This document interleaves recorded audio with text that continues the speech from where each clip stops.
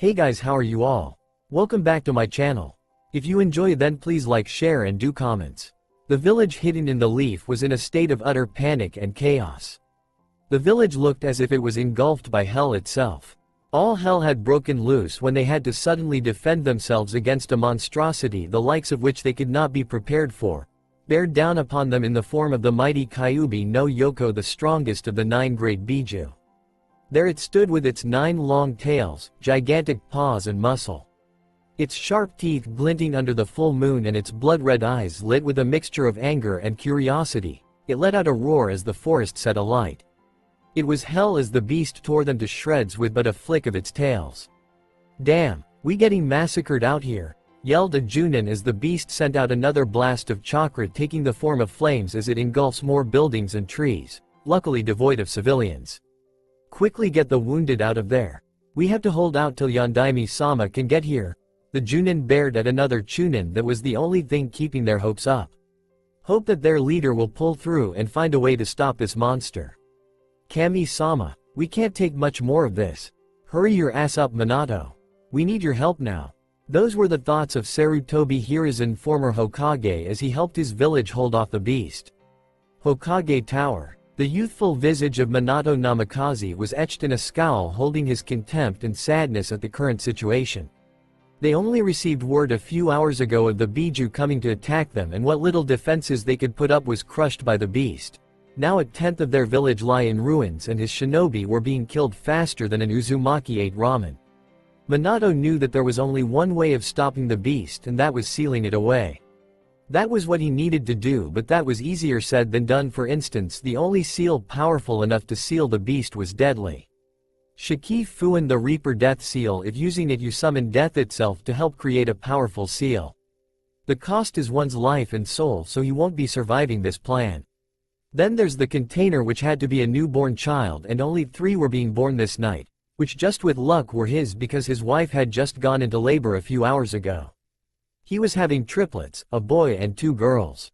His wife would be bringing their children, Naruto, Nariko and Nanami, into this world. He absolutely hated being in his position now. He would have to subject 2 of his children to the life of a Jinchuriki. A truly dangerous file filled with conflict. The heavy heart he bore, even knowing he had no choice, was almost too much for him to bear. If he wasn't going to die, his wife would surely rectify that. A cold shiver ran down his back. "Hokage-sama." He looked towards his office door to see a man toss it open. A doctor, out of breath, unable to get the words out of what he had to say, but he didn't have to. Minato knew his children were born. "It's time," were his last thoughts before leaving. "Hospital?" Kushina Namikaze looked down, smiling at the 3 bundles in her arms. On her right was little Naruto, who was almost the splitting image of his father, with blonde locks strewn about his little head. The only thing that he had of hers though was her beautiful violet amethyst eyes, but his were practically glowing like gems from what little glimpses she was able to get from them during his short life, and had whisker marks on each cheek from being exposed to the yokai hours earlier when she first went into labor, and his sisters also had them. In the middle was little Nariko, who, like her Aniki, she also looked a bit like their father with blonde hair, only she had a few red streaks and she had navy blue eyes a few shades darker than their father's. On her left was little Nanami, who like her sister had both blonde and red hair, only she had more red than blonde and had identical eyes like their father. Both girls had quite a bit of energy from how long it took for them to go sleep. The 3 babies stirred uneasily, and she could tell why. The Kyuubi's malice could even be felt from here. "Shush, it's alright little ones, mommy's here, she'll protect you. She won't let anything happen to you, my little angels." The babies settled down, soothed by the voice and love of their mother. Despite seeming calm and joyful, Kushina was anything but the emotions she was showing. In this situation she was fearful. Their home was under the assault by a monster. Kushina was a powerful ninja in her own right. She had earned her nickname as the Red Death throughout her ninja career. But even she, an A- rank bordering on S rank ninja, wouldn't want any part in fighting such a powerful creature. She only prayed her husband would find a way to stop the crisis. The door opened and in came a figure that was a sight for sore eyes. Wearing his own fragile smile just like the one she knew she was wearing, was her husband. Minato. He came up beside her, all the while his eyes reflected affection for her and their children. "Aren't they beautiful?" asked Kushina. "They perfect." was the loving response she got from her husband. They then spent a few moments just watching as the children slept. To them it was a fleeting vision of perfection that made them feel fulfilled. But Minato knew he would have to ruin this moment of peace for the sake of his home. "Kushina," he called. The said woman looked at her husband, hearing the pain in his voice. "I'm going to have to use that seal. I'm going to have to use the Shiki Fuin to seal the fox." As a response, his wife could only gasp after she got a hold of herself. "No, I will not have you use our babies for that, never." Minato sighed. He knew this was going to happen despite them both being masters of Fuinjutsu. Therefore easily able to figure out what must be done, his wife would deny the necessity of making a Jinchuriki. She always was the hopeful and dreaming one out of the two of them, while he took up the job of the realist. "We have no choice, nothing else can stop it. We have to do this for the sake of the village and our children." At this his wife's face twisted in pain, like the thought of it caused her physical pain, and she started crying. "Then why do you have to die?" She looked up with a tear-stained face. "Why do our babies have to grow up without their Tusan?" Minato himself had to hold in his own tears as he answered his wife's question. "Because it is my duty as Hokage and a father." Kushina lowered her head in resignation. Minato then took his daughters and said a parting word to his wife and son before proceeding to walk out the room. Normally he would have hiri Shinoe, but it just didn't feel right at the moment, and as he walked away he heard his wife say, "I love you." "Battlefield, hold it off," was the cry of the shinobi as they fought the mighty fox. They had managed to get it all the way to the edge of the village thanks to their previous Hokage showing them just way he was and still is called Shinobi no Kami. Suddenly there was a pillar of smoke and Gamabuta, the chief toad, attacked the fox, pushing it back even more. The crowd cheered for their Hokage. Though Sarutobi knew what was happening by the bundles in Minato's arms. He knew he was still needed, and he only hoped his wife and children would forgive him for what he was about to do. He called Kakashi, who was still fresh for battle because he was kept back because of his age. So he made his way to Gamabuta. "Minato, let me do the sealing. You have so much you still have to do," Sarutobi said, trying to make the younger man change his mind. However, Minato shook his head, stating that he was the Hokage and he had to do this himself, and the two men bowed their heads, but a split second later Sarutobi appeared behind him and knocked him out, taking the girls from his arms. "Kakashi, keep him safe while I finish this." "And Kakashi? Tell my wife and kids I'm sorry." The young man could only nod, still shocked about all of this. While Hiruzen summoned Enma the Monkey King, who said his goodbyes to his old friend. Sarutobi soon summoned the Shinigami, the Lord of Death, who quickly understood what he was supposed to do, while the fox suddenly calmed down as if understanding what was going to happen and was allowing it to happen, as if it had a choice in the matter at all. "Fuin." With that cry a great white flash happened, and when it was gone the fox was no longer in sight, and the two girls had two seals, one on each of their stomachs. As they cried, being woken up, a great man had fallen and lay still on the ground. Enma gave a pained sigh, letting a single tear fall before going back to his own world to mourn. Meanwhile Minato Namikaze began to stir as he woke up, being held up by his student just in time to see the Enma disappear. He saw Sarutobi's unmoving form and the absence of the Kyuubi, and he put two and two together and jolted from where he was being supported. He ignored his student calling him and rushed to where the two girls. The deed was done and he could not change it, so he picked up his daughters and looked down at the third still form. "Thank you," were the last words he spoke to the man who just saved his life. Hospital? Kushina Namikaze saw the end to the fighting and realized what that must have meant, as was the evidence of her crying. Just then the door opened up and she saw someone she did not think of ever seeing again, her husband holding their daughters in his arms. Her crying stopped as he walked up to her, neither doing anything as they looked awkwardly at each other, neither knowing what to do, until Kushina laughed and engulfed her husband and daughters in her arms, holding their children between them as they cried tears of joy. Their family was not destroyed. Later a village meeting was held early in the morning. Minato stood holding his daughters while a little ways back Kushina held their son Naruto. "Good people of the Leaf, I know you all are in pain now with the loss of so many and the destruction brought about by the Kyuubi, but please do not sadden. We have survived thanks to the sacrifice of so many, and we have made it through to a new day, and we can rebuild what we lost." At this the crowd cheered from the conviction in their leader's voice. "In fact, I hold here in my arms two heroes, along with the help of the late Sandame Hokage, who gave his life to save this village by sealing the yin and yang into these two girls, my daughters Noriko and Nanami Namikaze. At this the people broke into another cheer, not doubting the words of their cage, even though a few that did were pulled into the shadows and had it beaten into them. Later that night, Minato and Kushina watched their children sleep in their crib cuddling with each other. For them this was the perfect moment in all their lives. Finally everything was perfect. For them nothing could ruin this for them. Little did they know certain things will change everything and only destruction would await if things went down a bad path. Life was a bitch and they were about to learn it was always the calm before the storm. It had been quite a few years since the fox attacked the village. The people of Konoha still mourned the dead, but they already started rebuilding their village, and by now the village was back in top notch, especially with their trade line in Nami no Kuni. Everything was going so well this went double for the Namikaze family. Namikaze compound. Currently Kushina was watching over the three kids while they each did their own things while she was sitting with Makoto Uchiha, her best friend since the academy. Meanwhile Makoto's sons were also there seated with them watching the three other children. Kushina-chan, your kids sure are energetic. I almost feel sorry for you, but then again they inherit that from you. Although Naruto-kun seems a bit out of place, rather choosing to sit under a tree and read. He's such a quiet child, he reminds me of Itachi-chan being so mature. I bet you proud of him. Makoto stated in a happy tone. While Itachi sighed, his mother was just so blunt. Well, Makoto-chan, he has always been so quiet and he always head stuffed in books.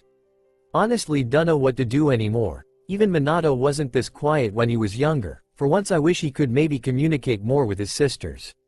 Kushina sighed in exasperation, which the other woman looked confused at. Why? Does Minato feel the same way? Doesn't he communicate well with them?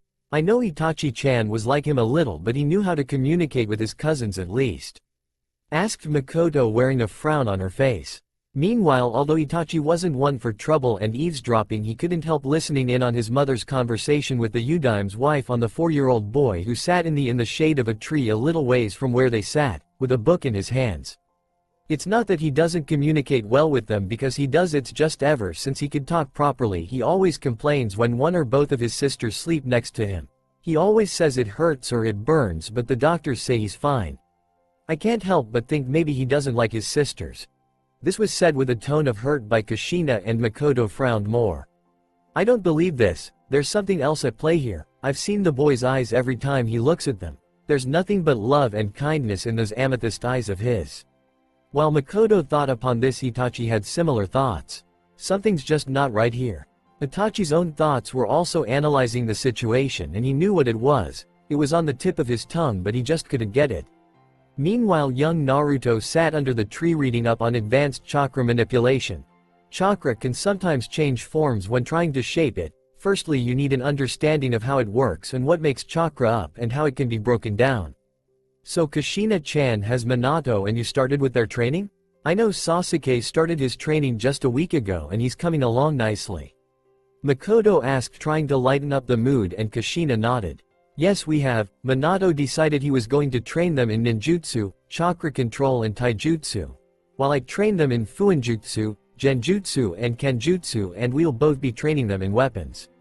Kushina said, brightening up with a grin. Wow, well, how far are they with it? I'm sure they all took to fuinjutsu like fish to water. This, however, Makoto found was not the right thing to say, as this brought Kushina to frown deeply. When it comes to ninjutsu, the girls excels. Learning at a quick rate, while Naruto also excels in it. He doesn't get it down as fast as they do. However, when it comes to chakra control, he is leaps and bounds in front of them because their control sucks.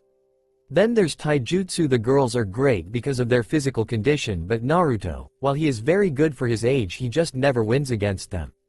Again, the girls suck at fuinjutsu and genjutsu, which he excels at, and the same with taijutsu could be said about kenjutsu, but I'm proud of my girls. At this, Makoto once again frowned at Kushina. Can't see her son is a genius and a hard worker? Makoto thought, shaking her head slowly at her best friend. One day, Kushina-chan, this is going to come back and bite you. Meanwhile, Itachi was shocked and impressed.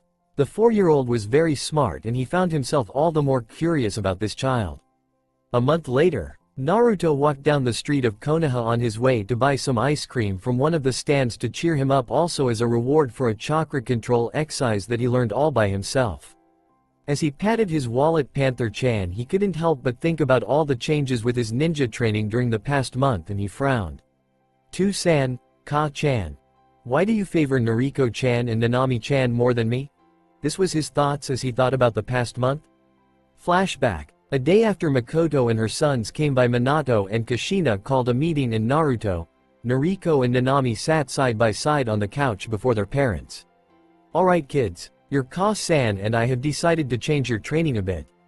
Firstly, we decided to hold off Fuinjutsu, Genjutsu and chakra control for a few more years. Another thing we have decided, since the girls hold the Kyuubi's chakra, they had to be trained first, so Naruto, we won't carry on training you until you all start the academy." Minato said happily, even though he just unknowingly hurt his only son by doing that. But the girls cheered and Kushina smiled, but Naruto frowned deeply. "Ka-chan? To-san? How come the things I'm really good at are put on hold, and why is my training on hold just because the girls hold the Kyuubi's chakra? Why not hold off on the things that they excel in?" Naruto asked, wearing the same deep frown, not understanding why his parents would stunt his growth.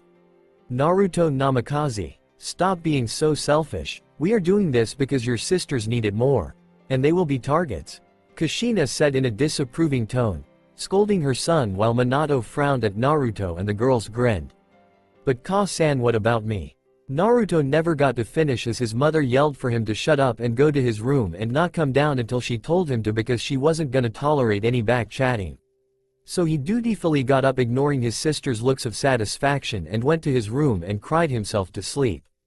The following weeks were hell for him, because every time his sisters made sure to get him into trouble, and their parents didn't believe when he said something and his sisters said differently. End of flashback. Naruto was so consumed by his thoughts he never noticed the old lady walking in front of him.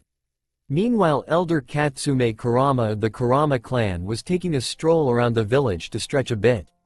The elder was currently dressed in what seemed to be a brown traditional kimono with a dark pink obi with white petals decorating it at the sleeves and bottoms. Her gray, brown hair was pinned up in a bun and her honey-colored eyes shone with happiness. "Oof. Who the heck do you think you are bumping into? Oh, it's just a brat." The Kurama huffed and was about to carry on walking, that is, until... "Hey, what's that supposed to mean?" Naruto shouted in a burst of rare childishness, momentarily forgetting about apologizing to his elders. "That young man was supposed to mean you just a snot-nosed brat. And you have no right to speak to your elders in that manner. Especially a clan elder of the Kurama clan." Elder Katsume barked at the 4-year-old boy, while a twinkle of amusement shining in her eyes. While Naruto just realized he was shouting at an elder and took a step back before bowing low to the woman.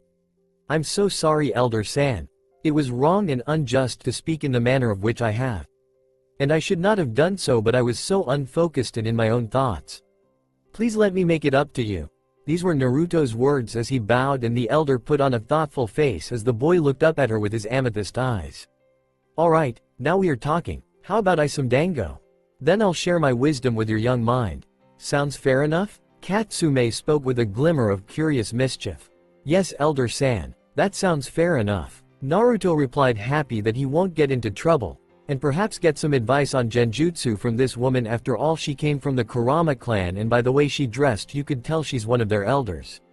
So slowly the two made their way to the dango stand. "You can cut the crap with Elder-san. The name's Katsume Kurama. And you're brat?" she asked him, and he paid for the dango they bought. "Naruto Namikaze. Elder, I mean Katsume-san," came the response, and now know who she was talking to. She let out a small laugh but also grew curious. "Say brat, I bet Hokage-sama and his wife has already started with your training, right? Which category do you excel in?" she asked, not caring about clan stuff. She was never one for technicalities. Yes they have, but, well, I guess I excel in Fuinjutsu, Genjutsu, chakra control and Kenjutsu," Naruto said with a slightly sad tone, which made Katsume raise a brow, surprise and impression but also confusion. "Really? I'm sure your training is going well then, she said, chewing on her dango with hawk-like eyes that only a trained ninja could. "Actually, I was going to ask you for some tips on genjutsu because my family, you see, they more busy training my sisters, and so my training was put on hold, but I still want to train, and I know you from the Kurama clan too.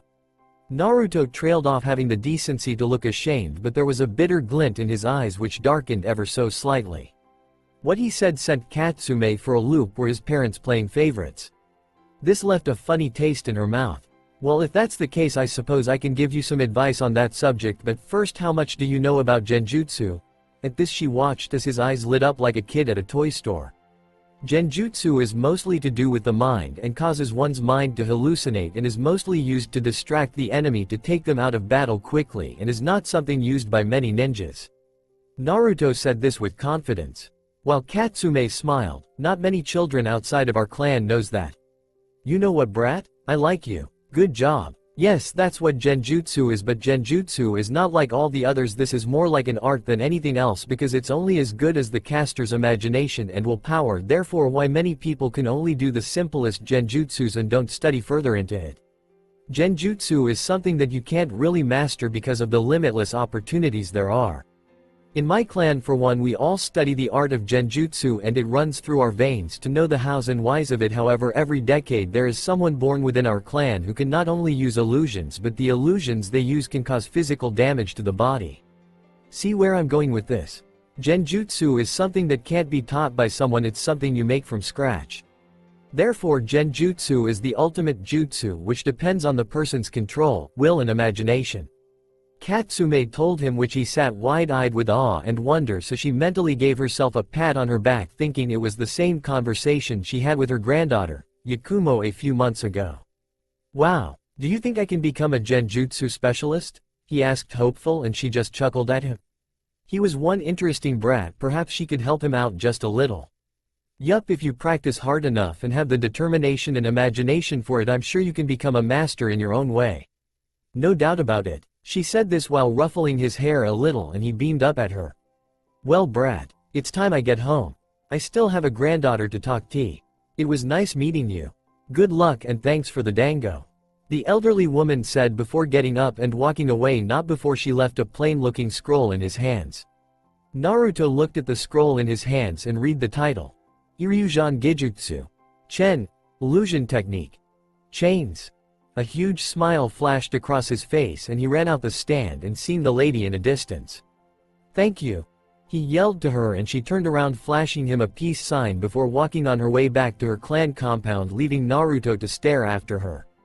2 months later, after meeting Katsume Kurama, it seemed to Naruto that was where his luck stopped, as not even a day later he drew a picture of his family and left to use the toilet, only to come back and see his parents praising Noriko about his picture that she claimed was hers, and because he confronted her about it he got punished by picking weeds for the next 2 days. Then Nanami breaks their mother's vase because she was running, and he gets blamed for it just because he was there, and they didn't believe him, so he was punished once again because Noriko and Nanami can do no wrong. That wasn't fair at all. Of course things looked like they were looking up for him when he found his father's Fuinjutsu book and decided to keep it, and he was coming along nicely for being self-taught. I mean, how many 4-year-olds can say they know how to make storage seals? Though it seemed to him that his sisters were trying to make his life a living hell, and throughout the past 2 months he found himself being excluded from curtain activities or being punished and called a liar.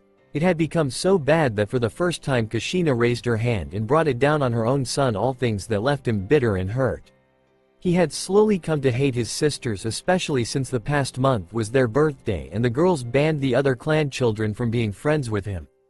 Flashback. It was their 5th birthday today, and he felt like nothing could bring down his happy mood today. Things were finally looking up for him. Oh, how wrong he had been, how very wrong. Outside, everyone, I have an announcement to make. Firstly, thank you for coming.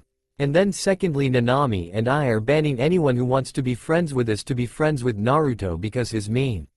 Noriko stated, clapping her hands together with Nanami at her side, nodding in conviction. The other kids all looked confused at this but walked over to the girls, even though some threw apologetic looks while he looked hurt and confused. He didn't say or do anything to them. End of flashback. That had been truly hurtful and sad for the blonde. Currently the girls and Naruto were unpacking the groceries for their mother as she went back to the market for something she forgot. Suddenly, out of pure reflexes, he pulled Noriko out the way as a kunai embedded itself into the wall, and a ninja with the headband for Iwa with a slash across it appeared and started chasing the 3 of them, who were now running almost to the gates of the compound. Both girls were so scared that they tripped and fell. This made Naruto turn back for them, and he took 2 kunais for them. He turned around just as the shinobi brought down his kunai to cut the blonde. Naruto, who was running on adrenaline, ran through seals as fast as he could and set the genjutsu he had been working on for the past month on the shinobi, who stopped dead in his tracks and fell to the ground. Just as Naruto passed out, he could only think one thing before joining his sisters, who were both unconscious from shock. Ten no Shogai no Rikuin success. Heaven's faults paradise. But of cause when they woke up, everyone had come to a conclusion that the fox cast the genjutsu on the man to protect itself, and once again his sisters took his credit because of the fox. This had left him bitter and angry, and for the first time he could honestly say he hated his sisters with all his being. However, something far worse was going to happen, which would just nail the coffin shut and completely destroy this so-called happy family. All this would soon take place on the triplets' 7th birthday. Soon a legend would be born and a prophecy would come to play which will leave earth-shattering revelations. The sun slowly made its way into the sky and was shining, as people and shinobi started about with business. After all, they had a festival to set up because today it was the day the Sandame defeated the Kyuubi and sealed it into the Udame's daughters. It was also their birthday as well, and many people bought a gift for each girl. Hospital. 10th floor.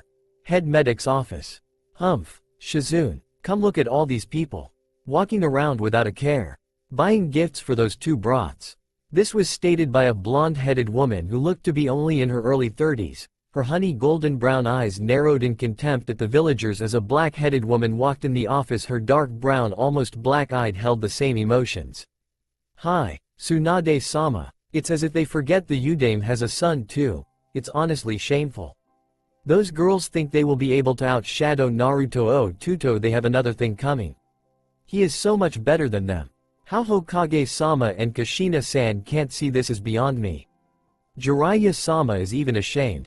He said every time he tries to include Naru-chan, they either get distracted by the girls or they brush it off and say Naruto's too busy stuffing his heads in books and pranking people. Even when we say he's not like that, they always saying he's my son, I should know. Yet they know nothing about him. Poor Naruto-kun. If I didn't still think they loved him a little, I'd say they'd forget him one day, and I doubt things would be the same again. Even while Shizune said this, it was like fate was laughing at her, because soon she and everyone would find out just how true her words were and how it would soon bring about changes, and big ones too. Tsunade sat with a cup of sake in her hand, twirled it around.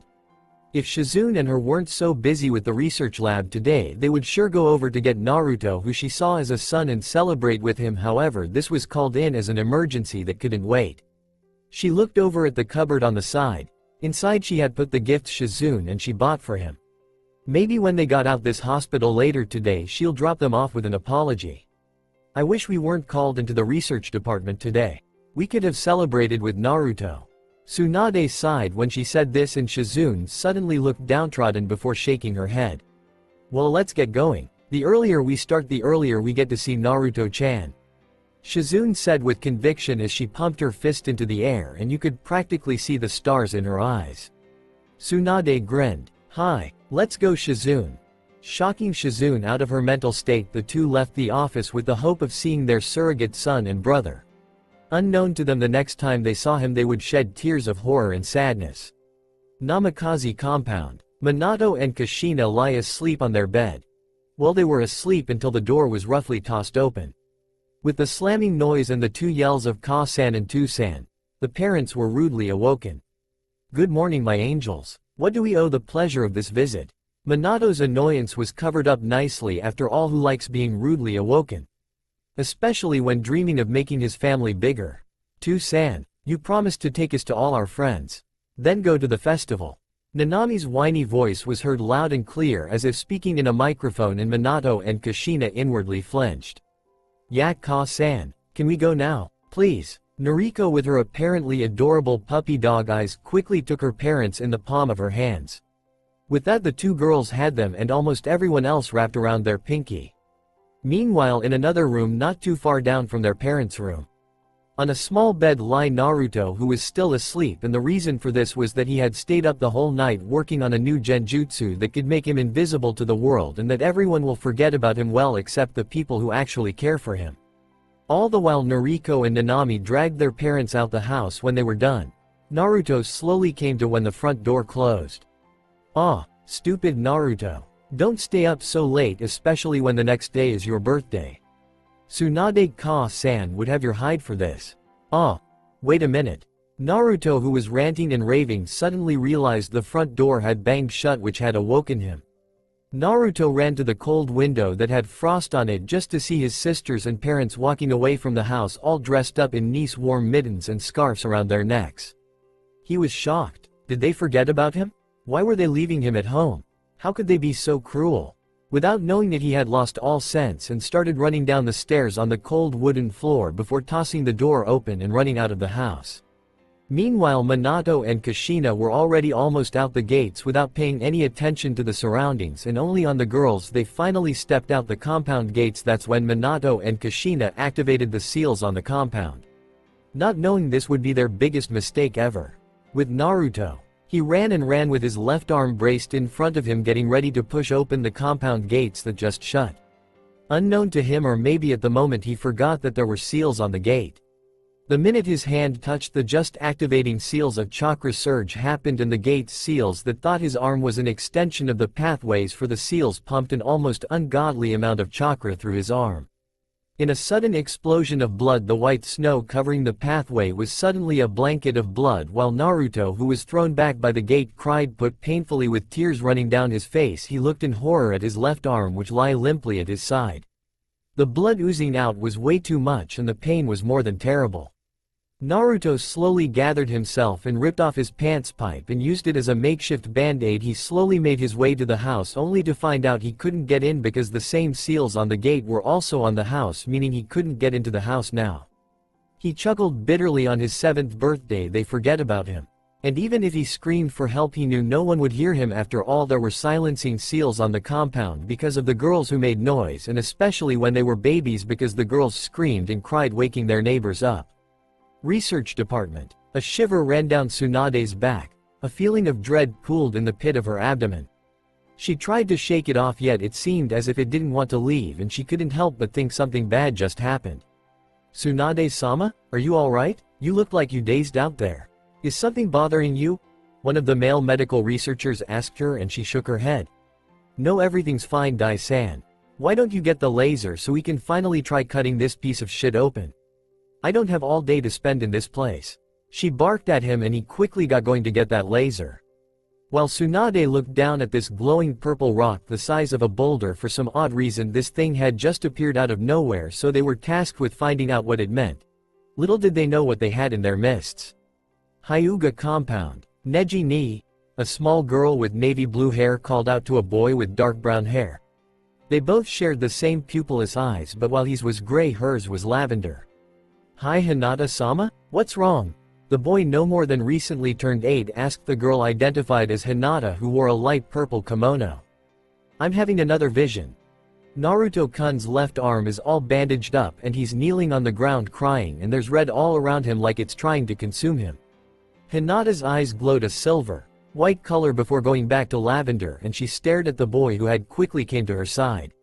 "Naruto? Why's his arm bandaged? Why's he crying?" Neji asked. He remembered Hinata, and he met Naruto back when Hinata was 4 and he himself was 5. Some boys were bullying Hinata when he had arrived there to stop them, but he was beaten to the punch by a blonde-headed boy who saved Hinata.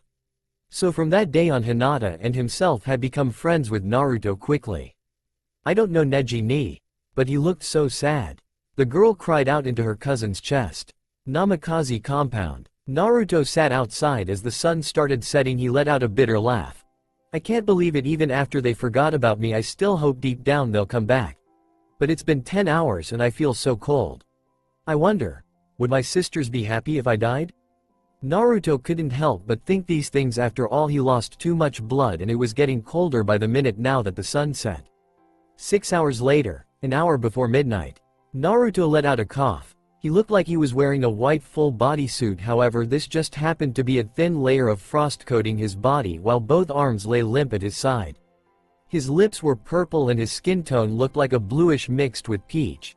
His hair no longer the bright sun-kissed yellow, now it was a dull yellow. Gem-like amethyst violet eyes peeked from behind his eyelids. If you looked closely you would see a broken soul. He glanced at the sky, seeing a full moon with brightly lit stars in the sky, and fresh tears rolled down his marked cheeks. If this is how my life ends, well damn. What a life. Neglected for my sisters. Ignored by most of the other clan children. Ah, what a life. My only friends Hinata, Neji and Itachi. Jiraiya Ero. Tsunade Ka-chan. Makoto Ka-chan. Katsume Oba. Bawako Oba. Shizune Ne. Anko Ne. Tuchi-san and Ayame-chan. I'll miss you. Naruto thought as he felt a tremor wreck his small body that he couldn't feel anymore. Slowly a bittersweet smile made its way across his face. His eyes dimmed, slowly losing all the life they once had, and just as the fireworks went off exploding in a shower of different colors, the last bit of life left his eyes and his pulse stopped. Festival. Minato and Kushina had gotten all the clan children, and the children played while the parents got drunk, except for the Uchihas because Itachi just came back from a mission. Fugaku was stuck doing paperwork. Makoto believed she had a stomach virus and Sasuke was sick with flu.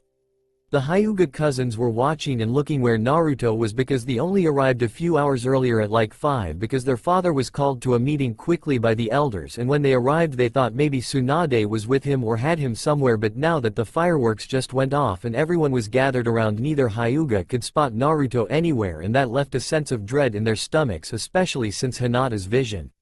Poof. Suddenly white smoke covered the area and out popped Jiraiya of the Sannin, grinning like a mad thing as both Noriko and Nanami ran over to him demanding what they got for their birthday, and everyone else surrounded. Now children. Because Minato is my student, I will be allowing you to sign the Toad contract. Now where's Naruto? I want him to sign first, after all he was born 5 minutes before you girls. Naruto, you brat, where are you? Kushina? Minato? Where's the brat? I know Shizune and Tsunade's at the research department. This question was answered with a deadly amount of silence which left Jiraiya uneasy. Minato and Kushina paled while Noriko and Nanami looked a little angry but also devious. Oh my gosh, Minato, we forgot him at home. Ah, let's hope he didn't trash the house. You know how he pranks. He'll probably forgive us when we let him sign the Toad contract. Let's go home quickly, Kushina said, and all the clan mothers looked at her in shock. How could she forget her own son? Minato nodded, and they all, including the other clan heads and their children, made their way to the Namikaze compound, not knowing the horrifying scene that shall forever be embedded in their memories. Uchiha compound. Makoto decided since she was feeling better she would drag Itachi, Sasuke and her husband with to the Namikaze compound, thinking that they will meet the family along the way to give their wishes, not knowing Itachi's life would change to the event he was about to witness. Namikaze compound. The minute Minato and Kushina opened the gates they were hit by a heavy smell of iron, a smell they knew all too well. The children let out screams at the horrifying bloody gates and snow-covered pathway that was now looking like a bloody puddle. Before anyone could do anything, Hinata and Neji ran in a certain direction of the gardens in the compound. Itachi and Makoto soon followed not a minute later, and after knocking the other children out they all ran in the same direction as the others, only to come to a sudden stop as they gazed upon the scene. Naruto-kun, Hinata yelled as she dropped to her knees, tears free falling from her eyes, and Neji stood behind her throwing up and crying too. Makoto was no better than Hinata, she too was on her knees. Itachi was too, but his eyes changed. First it flashed red, then it turned into his Sharingan with 3 comers before it turned into what looked like a windmill shuriken, but only the legs were longer and sharper looking than a shuriken. The scene before them made their hearts stop for a moment. There, under the same tree that he sat under when he was 4 reading about advanced chakra manipulation, was the figure of Naruto, blood-red snow beneath him. His now lifeless amethyst violet eyes were half open as if staring back at them accusing, and the bitter-sweet smile he wore was still upon his face as if frozen for eternity. My baby! Makoto cried out, sobbing while shooting up and running to him and clutching his small frozen frame against her own bigger one, running her hand through his now dulled blonde hair. It's going to be okay. Honey, Ka-chan's here, baby, Ka-chan's here, now everything will be fine. She sobbed, rocking back and forth while one thought ran through the other clan's heads. Why is Makoto crying like is her son? Poor woman looks distraught, and Kushina and Minato are frozen in shock and horror. The full moon shone over the scene as Jiraiya was on his knees with tears running down his face. He suddenly got up and slapped both Kushina and Minato across their faces, snapping them out of their daze, and Kushina suddenly started crying, whispering, "My baby, oh my baby," over and over while Minato shook, crying silently. "This is your entire fault. If you just cared more about your son than always about your daughters, maybe this wouldn't have happened. Now let's get your fucking son to Tsunade to see what she can do about your fuck up." Jiraiya barked at them and Kushina cried some more before making her way over to Makoto, who still rocked Naruto back and forth, and she took Naruto's body out her best friend's arms, who was shaking badly. "Miko-chan. Let's go to the hospital." She never got to finish because Makoto stood up and slapped her across her tear-stained face while glaring daggers at her, a true Uchiha glare that never before was directed at her. And it left her speechless and standing with Naruto's ice-cold body in her arms. "You not his mother. Or a friend of mine," Makoto said, and walked away before Kushina followed her, silently crying more as she and everyone else made their way to the hospital in silence with the sobs of Hinata loud in their ears. Hospital. Tsunade and Shizune gave up. They really did. They spent a whole day's worth of time with Naruto wasted at the research department, and in the end they got nothing from the stupid fucking rock that seemed to glow brighter, and it was just a ways from illuminating the room. Tsunade sighed that idiot Jiraiya got to see her Naru-chan before her. That was unfair. She mentally pouted. Bang! The doors banged open and a gasping, teary-eyed Shizune made her look at the door's direction, and what she saw only brought back memories of her past love and dead brother and made her heart boil with anger. Naruto. What the fuck happened? To him? Minato, Kushina. Answer me. Tsunade roared in anger, looking at the boy before her who lied in a teary-eyed Kushina's arms, who was rushing to her silently with Makoto lurking with tears behind her and glowing red eyes showing why she was the Uchiha head's wife. "I have a guess," Minato said palely as Tsunade turned her deadly golden brown eyes to him and then back to Kushina, and then she slowly looked down at Naruto. He had no pulse. "I want a good damn fucking explanation from you. Shizune, get yourself together. You nurses, get a goddamn stretcher. Asp. Now." Tsunade yelled the last part and the nurses ran off and did just that. With Tsunade. "Come on Naruto. Damn it, don't leave me. Beat you stupid heartbeat." Tsunade thought as tears fell from her eyes, looking down at the small boy that lied before her on a table, and another doctor came to her and shook his head, and she still tried along with Shizune, who also cried. Unknown place. "Naruto, wake up. Open your eyes. Your beautiful eyes." A voice was heard in the endless white around him, and he suddenly found himself lying on lush green grass and a clear blue sky above him.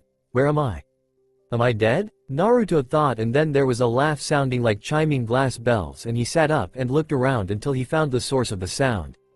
A beautiful woman with bright red hair and violet eyes walked towards him. She was fair and slim. She wore a white robe like kimono that reached her ankles. Her hair was tied up in two buns on top of her head, and paper tags dangling from the senbon needles poking out on either side of her buns. The kimono was simple with silver and gold designs on it, and she walked barefoot towards him with a mother's smile upon her face, as she helped him stand. "Naruto. You are the heir to the Uzumaki legacy. Yes, you have died, but not for long. You are in the realm of choosing. This is the Uzumaki legacy. My name is Mito Uzumaki. I will be explaining to you about your blood rights, however it will be locked in your mind until you gain back what you have lost," the woman said, and with every word she said Naruto felt shocked, happy and confusion. He was happy he was meeting an ancestor, especially since she, from what he read in the history books, was the clan heir until she passed away after the Uzumaki was destroyed and his mother got to the village, yet she never named someone next in line for heir. "What do you mean? How can I be the clan's heir? I mean, I didn't do anything, and I don't even know any clan fuinjutsu." This was said with his head drooping and a frown. Mito's mouth frowned downwards and she put her hand on his shoulder. "You out of everyone out there, have the true heart and soul of a clan leader. Your intelligence, strategic mind, will and determination, and naturally seeing the good in everything. Even the family that neglected you, don't take revenge. Just show them what they missed out on, but don't forgive them, tolerate but never forget. You face many challenges ahead of you," Mito told him with a small smile upon her lips. Meanwhile, in the realm of the living, only a few seconds had gone by and Tsunade and Shizune were still trying to revive him, but only managed to regenerate some tissue for his arm, but they could do nothing about the destroyed chakra coils in his left arm. Outside, Kushina and Minato got verbal beatdowns by Makoto, and it made them feel like shit, while Hinata and Neji refused to leave the hospital until they got word of Naruto, while many of the other clans went home shaking their heads at the couple, and Itachi sat on the other end perking up every time a doctor walked past. Back in the Uzumaki realm of choosing, Naruto sat listening to what was going on and what was going to happen when he gets sent back. I can't believe this. And no one knew this, only from one clan head to the next? And when I get back, my memories of this place will be sealed until I choose of my own will what my next steps will be, and if I don't choose the right one, my memories and my air rights will be wiped clean like my mother? Also, there's a glowing purple rock that you sealed a lot of your chakra, including half of your soul in? And it will come to me the minute I take the right path? Then now that you told me everything, I guess you're going to send me back? Naruto asked why was his life so troublesome. In the realm of the living, Shikamaru sneezed. Yes, but before that, remember. About the prophecy, you will regain what you have lost, for the future has been foretold, or all will be lost for the greater events that will soon happen, and the heir of Whirlpool who holds a great burden of hatred will need to rise above all that's against him. Now Naruto, are you ready to go back? Mito asked, and he nodded, remembering the prophecy she told him, that he was a part of. After he nodded, Mito leaned forward and placed a kiss on his forehead and watched him slowly get a blank and confused look before fading away. She sighed and rubbed her wrist where a seal was seen. The seal held the Uzumaki's white crest with gold outlines around it. It appeared when she proved herself to her grand uncle Ashina Uzumaki, the eldest brother to her grandfather. She became heir when she was 16, and it seems so long ago. Realm of the living. Bump. B bump. B bump. Tsunade heard a heartbeat and she let fresh tears fall, but in joy. Shizune was in a similar state while all the doctors cheered. After stabilizing him, Shizune and Tsunade went to the family to give them the news. She saw Jiraiya sitting with his head between his knees, Minato holding a still crying Kushina while he cried himself, Hinata and Neji sitting by Makoto, who promised the Hyugas she'll take care of them. Makoto herself was looking exhausted and sick, and you could tell she's been vomiting by the pale shaking hands. Itachi sat a seat away from his mother, and Fugaku held a sleeping Sasuke on his lap, unconsciously holding Sasuke tighter to him because of what had happened to Naruto. He didn't want it to happen with his sons, so he decided he'll lay off them. Tsunade cleared her throat and got their attention, and they all jumped. He is alive, she said with a tired smile. She couldn't help but think there was something else at play here, because he had been dead for at least an hour when he got to the hospital, and then it took an hour to revive him, but she was grateful for little mercies. And we managed to save his arm. However, the good news stops there. The bad news is that he did die, but we revived him in time, and he will not be able to use his arm for months. That's where it gets worse. He will never be able to be a ninja. His chakra coils are destroyed in his arm, and his chakra system was broken and can't be replaced. At this, everything was silent before the crying started again. What are we going to tell him? Jiraiya asked softly, and no one answered. That is until Minato did. As Hokage, everyone is banned from saying anything to him about his chakra coils until Kushina or I tell him. Is that clear?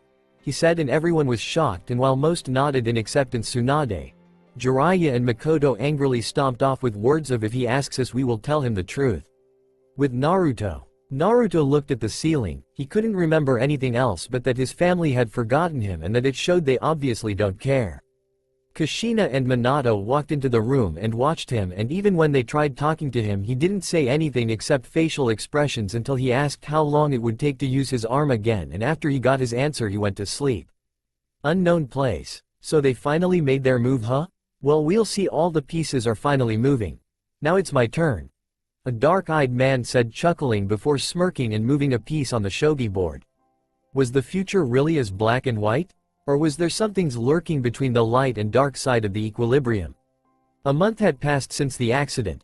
Kushina and Minato just either didn't think Naruto had a right to know about his chakra system or didn't have the heart to crush the boy. While Naruto never asked about why the people around him looked so sympathetic towards him, he did ask when he'll be able to use his arm again, because he thought they looked towards him like that because of not being able to use his arm.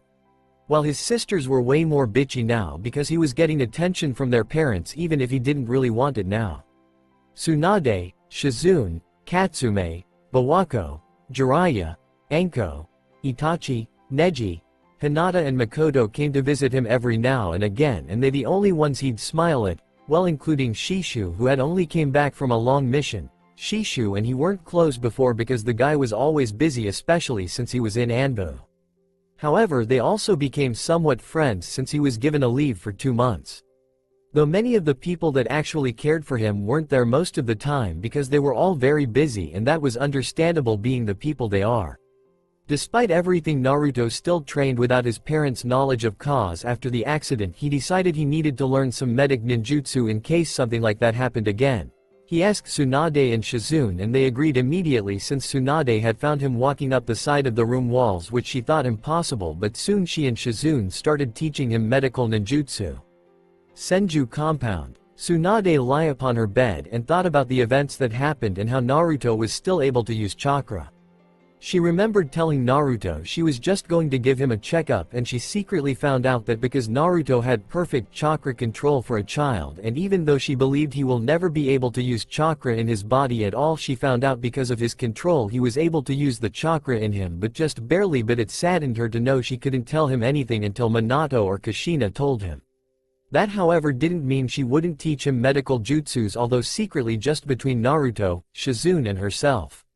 She was happy he could at least use some chakra from his broken coils. Thinking about it made her frown. Maybe he inherited one good thing from Kushina then, and that was the Uzumaki healing abilities, but even she knew it would take the vitality of someone like her grandmother, Mito, to heal a chakra system that was broken in 20 places, these places being his 2 parts by his stomach, 3 parts in his arm that was damaged badly, 7 along his ribs, another 3 in his left leg, 2 in his other arm, 1 by his shoulder blades and 2 near his heart. This really scared her, but even above all odds he worked hard to use even a little of his chakra, and that put a smile on her face. With Naruto. Naruto smiled lightly. A month ago Makoto found out she was pregnant, and when she told him he was so happy for her. Soon Naruto found himself frowning again. He obviously was only released from the hospital last month, and he was slowly accepting his parents back into his heart unknowingly, and his sisters were still trying to direct the attention back to themselves, and it was working slowly. It was just a matter of time. Naruto shook his head and thought on better matters, like he had learned to cast jutsu with one hand. Now wasn't that cool? Now he could perform jutsu while keeping his other hand free. And he learned, or better yet completed, his genjutsu that he had been trying to get down the day before his parents forgot him. It was called mirror. This allowed him to be somewhere without people or the affected person to see, or more like ignore his presence, and they won't pay him much thought, almost as if making himself invisible to that person or people.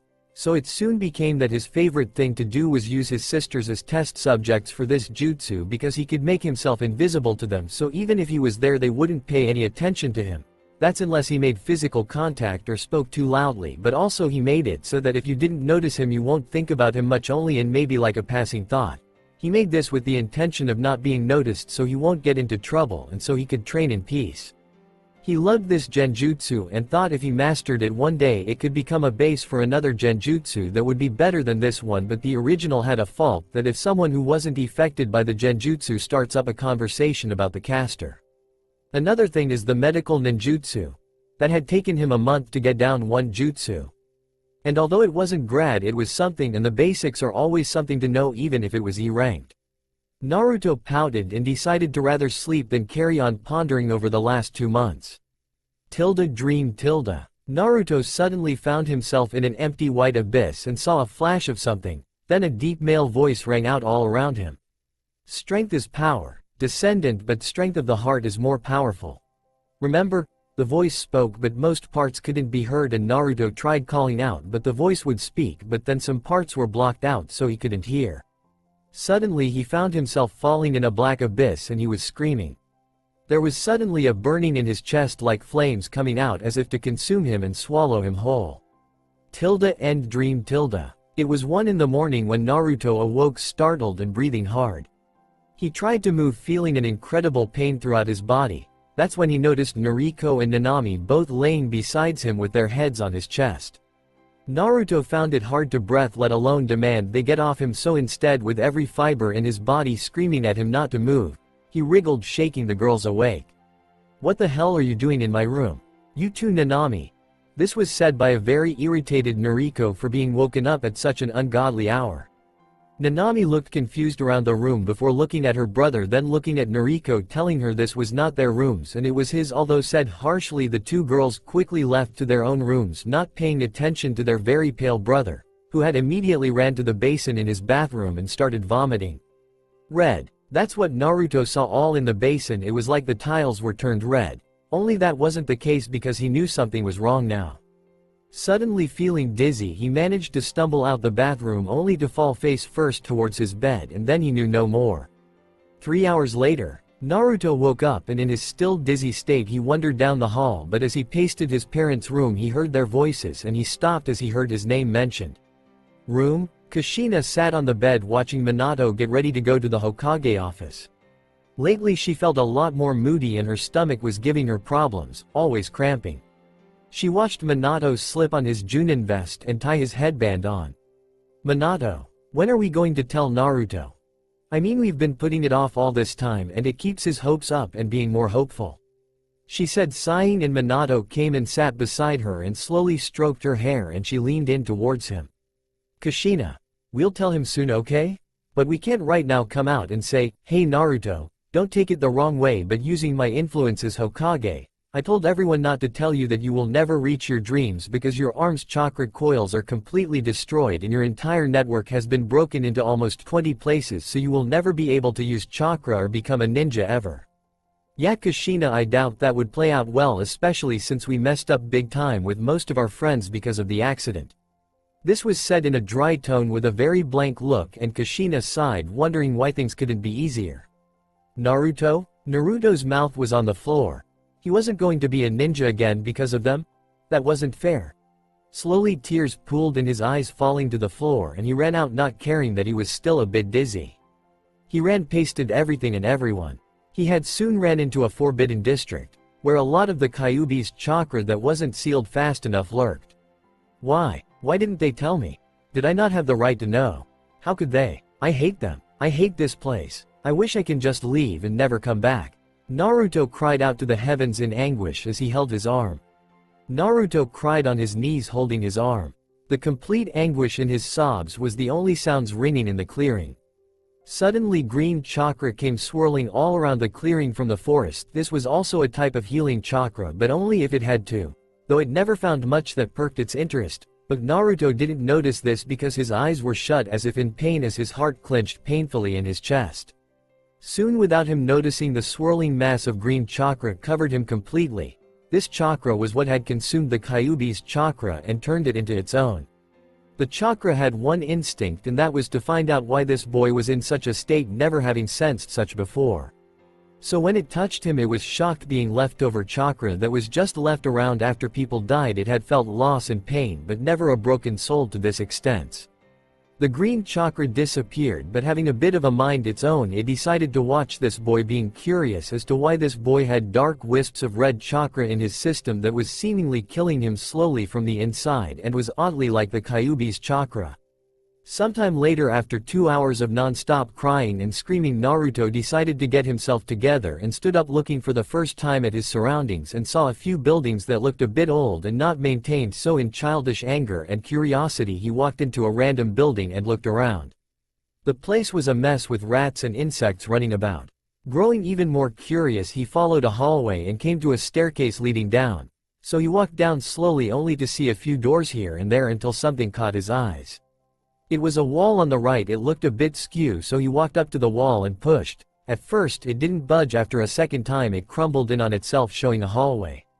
Naruto followed it without thinking, and some of the green chakra that decided to just rest a little in his arm that was in the sling grew weary at the feel of the place. Soon he came upon a room. It looked like some kind of messed up lab. There was a bed in the middle like one from hospitals, only this was matted with blood, dried blood. There were about 20 different bottled liquids of different colors with funny writing on them that was faded. Then there was 2 basins on the other side. All in all, the place gave off a bad vibe. Naruto walked around a bit until he decided to see what those bottles contained. He took one off the shelf and tried to read it, but instead it slipped, and without thinking he tried to catch it, only it ended up cutting his unusable hand, and watched it heal up quickly after the liquid sunk into the wounds.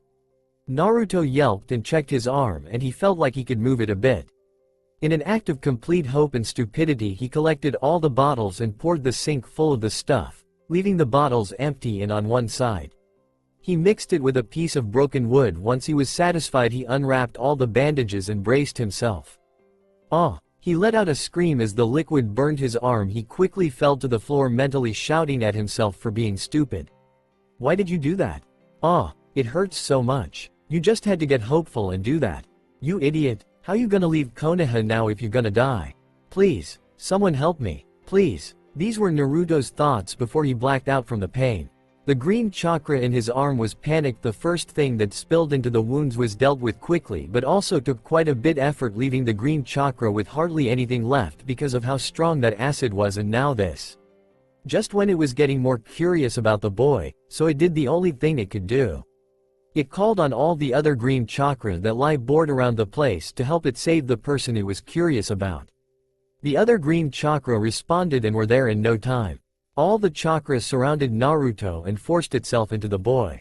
Naruto could be thankful that this chakra was trying to help him and that his coils were broken in those 20 places, otherwise this could have turned out very badly for him. However, no one would ever expect the future outcome of this. Hokage's office. I want all Junin here ASAP. There was a sudden chakra surge in the condemned areas that are still going down to be rebuilt, and we need to know exactly what happened and how it happened. Minato was not happy as he yelled out orders to his assistant. Kushina stood off to the side while Jiraiya leaned against the wall with a frown.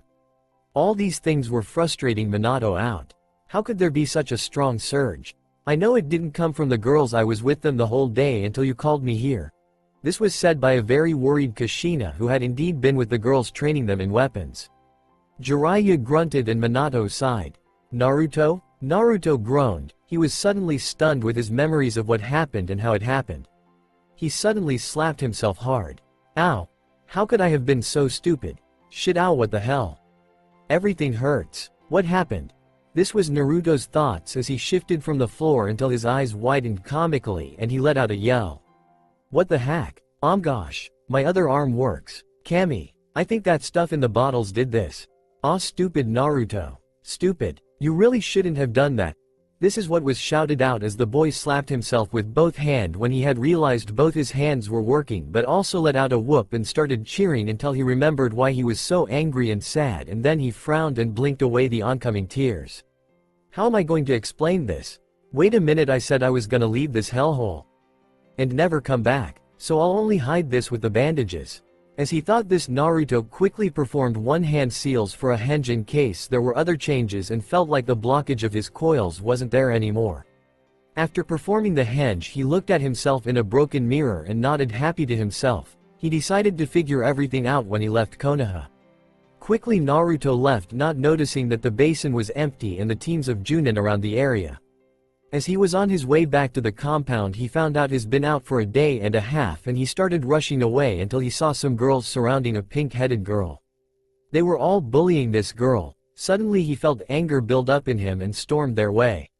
Hey, what's going on here? Leave her alone. Go home. After he said this, all the girls scattered at the anger in his voice never heard before, so they were all quick to run away. This left Naruto alone with the pink-headed girl who was crying in the middle of the park. Hey, are you okay? What's your name? I'm Naruto. Why was those girls bothering you? Naruto asked gently, sitting down in front of the girl, and she sniffed and shook her head. You not here to tease me, are you? She asking softly, stuttering and looking at him with emerald green eyes, making him blink and shake his head. I'm Sakura. Haruno, and they always tease me about my forehead. I don't know why I have a big forehead. It's not my fault, she yelled before sobbing into her knees with her body shaking, and Naruto patted her head with the hand that wasn't damaged before he fixed it. I'm sorry. Your forehead isn't that big. They're lying to you just because you must be really smart. He told her, smiling softly, and she looked up with hopeful eyes. Here, take this, he said, pulling out a purple string that he used as a bookmark from his pocket and tied it double on her wrist. I'm going home now, bye, Naruto said, waving at her, and she smiled a little smile and wiped her tears away. Bye, Naruto-kun, she yelled, her voice cracking a little from all her crying. Later that night, when Naruto got home, the place was empty and no one was around, so he went to his room and undid the henge and looked in the mirror and noticed some differences. First, his hair now had black streaks along with the blonde. His eyes stayed the same but looked more intensive than before, and his whisker marks were a bit lighter now and looked like they would fade as he grew older.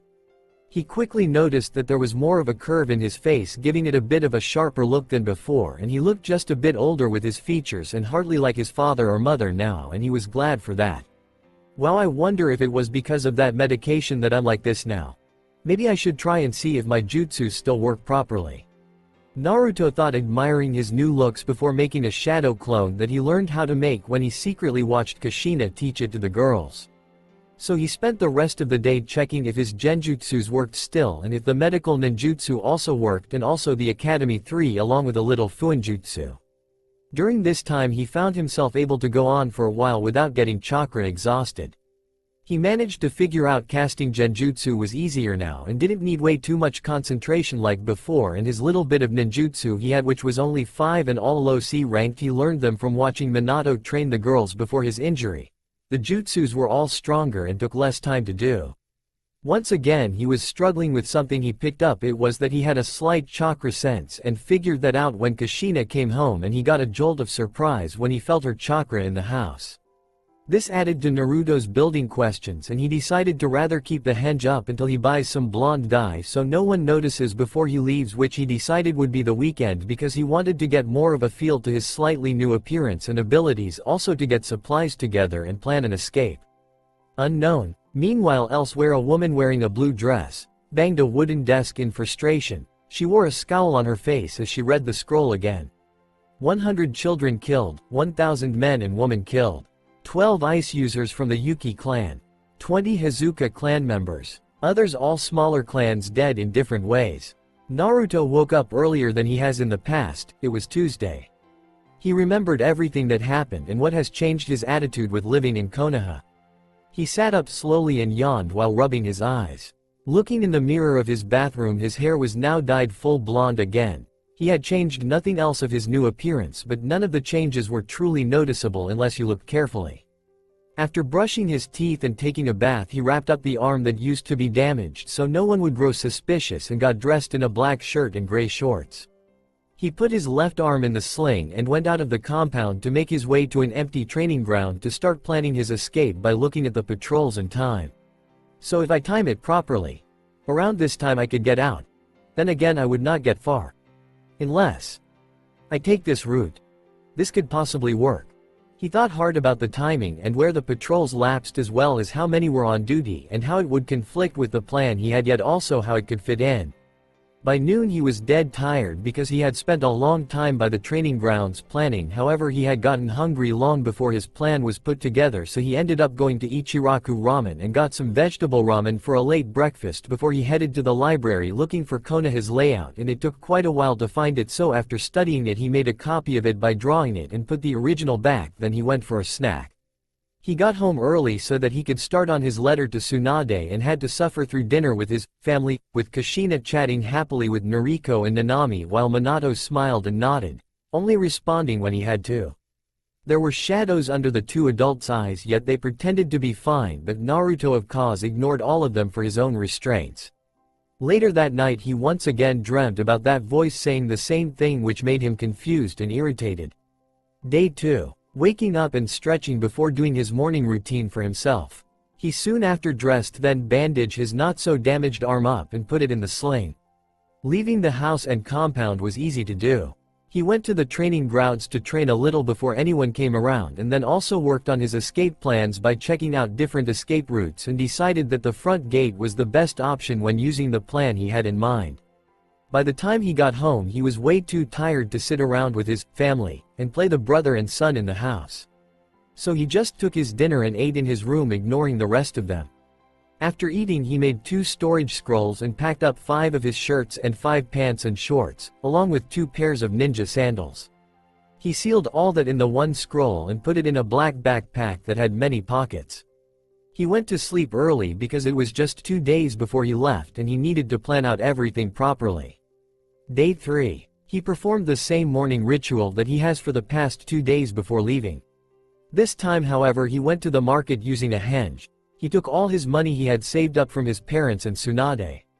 He ended up spending 3 hours at the market buying rations, a few bottles of water, a medical kit, a sewing kit, a set of sharp kunai and shurikens as well as a roll of exploding tags.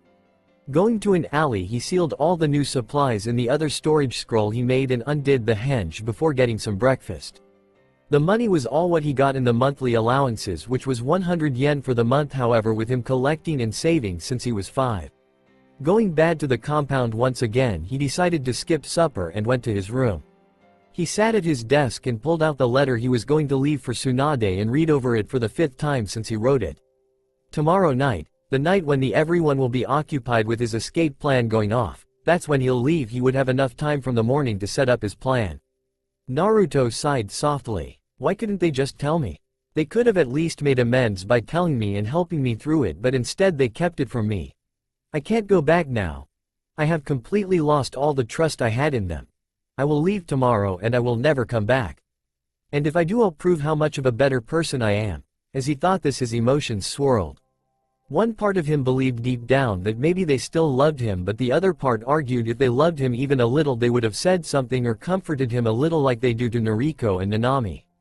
So with his inner struggle, the side that no longer wanted them as a family won, and he steeled himself, determined not to hold on anymore, because after all they have done, what forgiveness do they deserve? So despite his determination to keep his grudge against them, he had made up his choice of leaving and not staying and snapping at them, making himself look like a brat.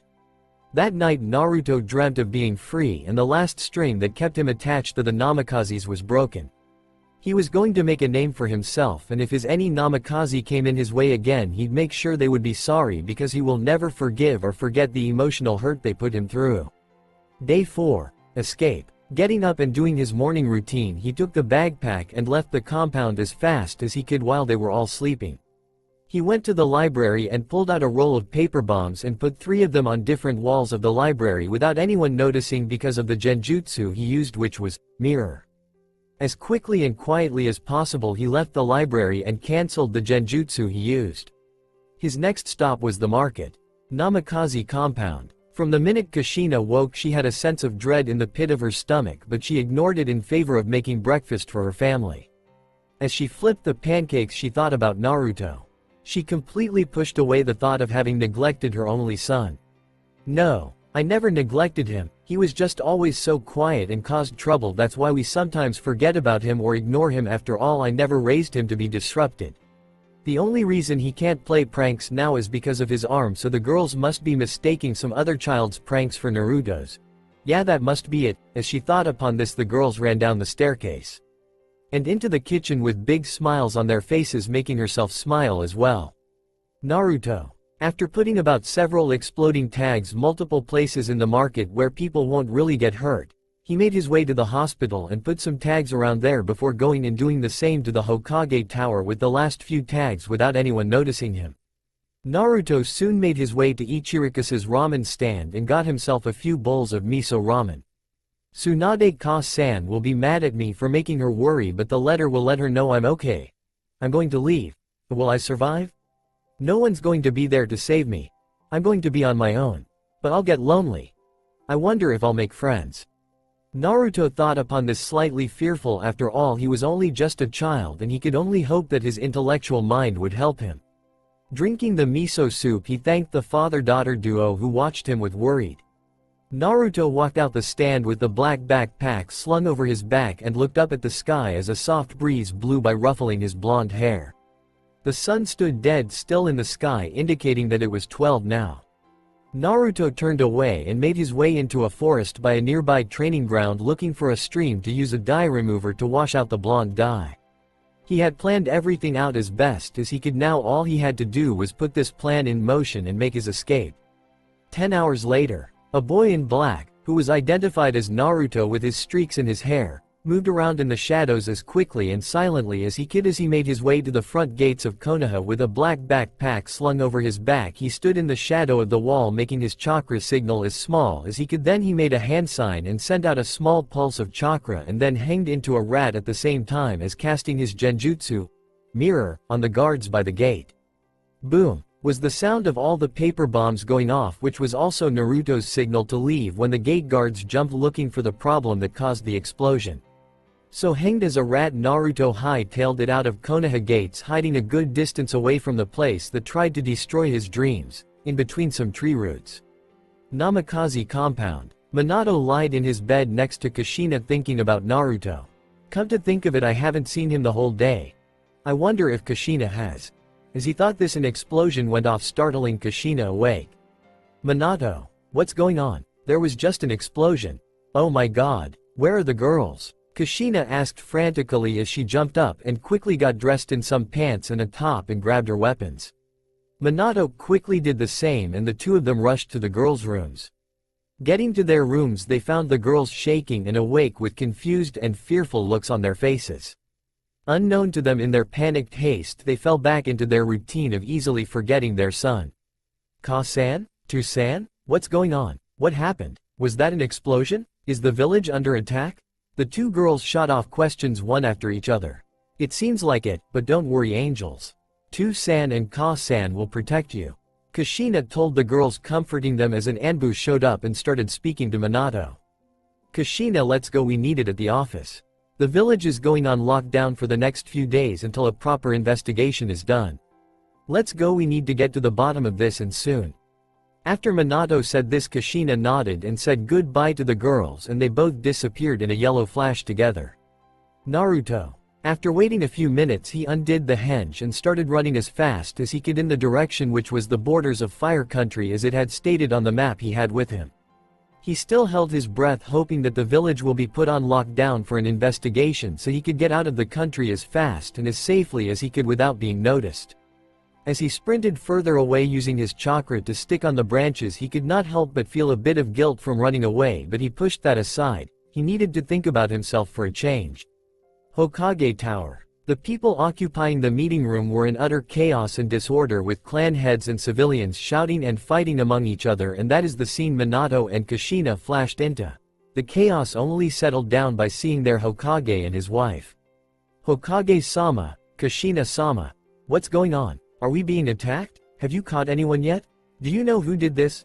These were the questions fired off by the civilian council members. One being especially loud was Haruno Mebuki, which made some of the more sensitive clan heads wince at the loudness.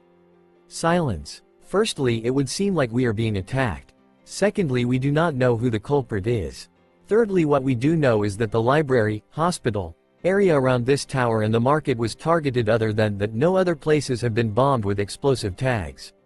This is a worrying factor, so the village will be on lockdown for the next few days until an investigation is done. Dismissed. After explaining this to the council, they accepted it and Minato and Kushina left to his office. Naruto. Naruto stood panting. He felt like he had been running forever, much longer than he could keep up. He pulled out the map and estimated that he was about halfway to the border of Fire Country, and like someone lifted a weight off his shoulders, he slumped over under the tree he was standing under. After all, he had been running right through the night, only taking short breaks every now and then. Soon he fell asleep under the tree hidden behind some of the bigger roots. 8 hours later. By the time Naruto woke up again, he could see by the sky and sun that it was probably late afternoon, and he mentally smacked himself out of his sheer forgetfulness with his situation. What if the village sent out Anbu already? And they could have caught him. What if they caught me?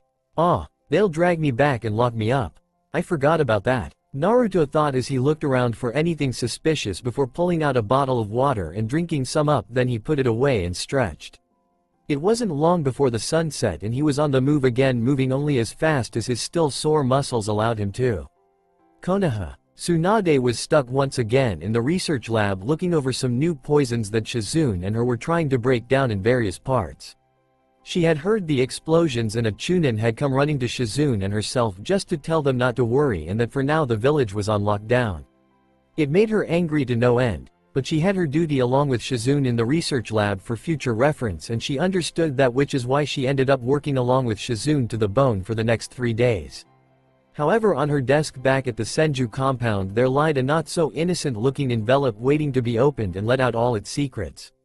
Naruto. 2 days had passed since he left Konoha, 2 hard days of running non-stop even when his muscles protesting, and now he was almost to the border, just a few meters away from freedom, and in a fast sprint he crossed it as fast as he could. He was now on the border of sand. Suddenly the wide grin that stretched across his face twisted into one of pain and he dropped to the ground in pain, clutching his head with both hands. He felt like his head would explode in a shower of gore and he couldn't stop it. His scream of pain was cut off in his throat when he blacked out. 1 hour later, waking up to a splitting headache was something Naruto had become used to after all. Reading throughout the night about chakra arts had both its pros and cons. However, Naruto had the worst headache yet. His eyes hurt, ears hurt, and most of all he felt like he had been introduced to a hard book cover meeting his face. But checking out by feeling his face he could tell nothing was broken, so as he sat up, suddenly everything came rushing back to him. Mito, the Purple Rock, him being the chosen heir for the Uzumaki clan, their legacy, the prophecy that he didn't care about, and having his memories sealed and the reasons behind getting them sealed. He let out a shaky breath and looked up to the sky and closed his eyes in reminisce, completely understanding why this had been the right decision. Flashback. I'm going to start with the Uzumaki legacy. It all started back just before the 6 paths of Sage died. You see, the 6 paths of Sage had a dream to keep the world in peace, but he knew he was too old to continue doing that, so he passed his dream on to his sons, Indra and Asura. Indra was a prodigy from the start, however Asura was slow learning and was accused of having no talent.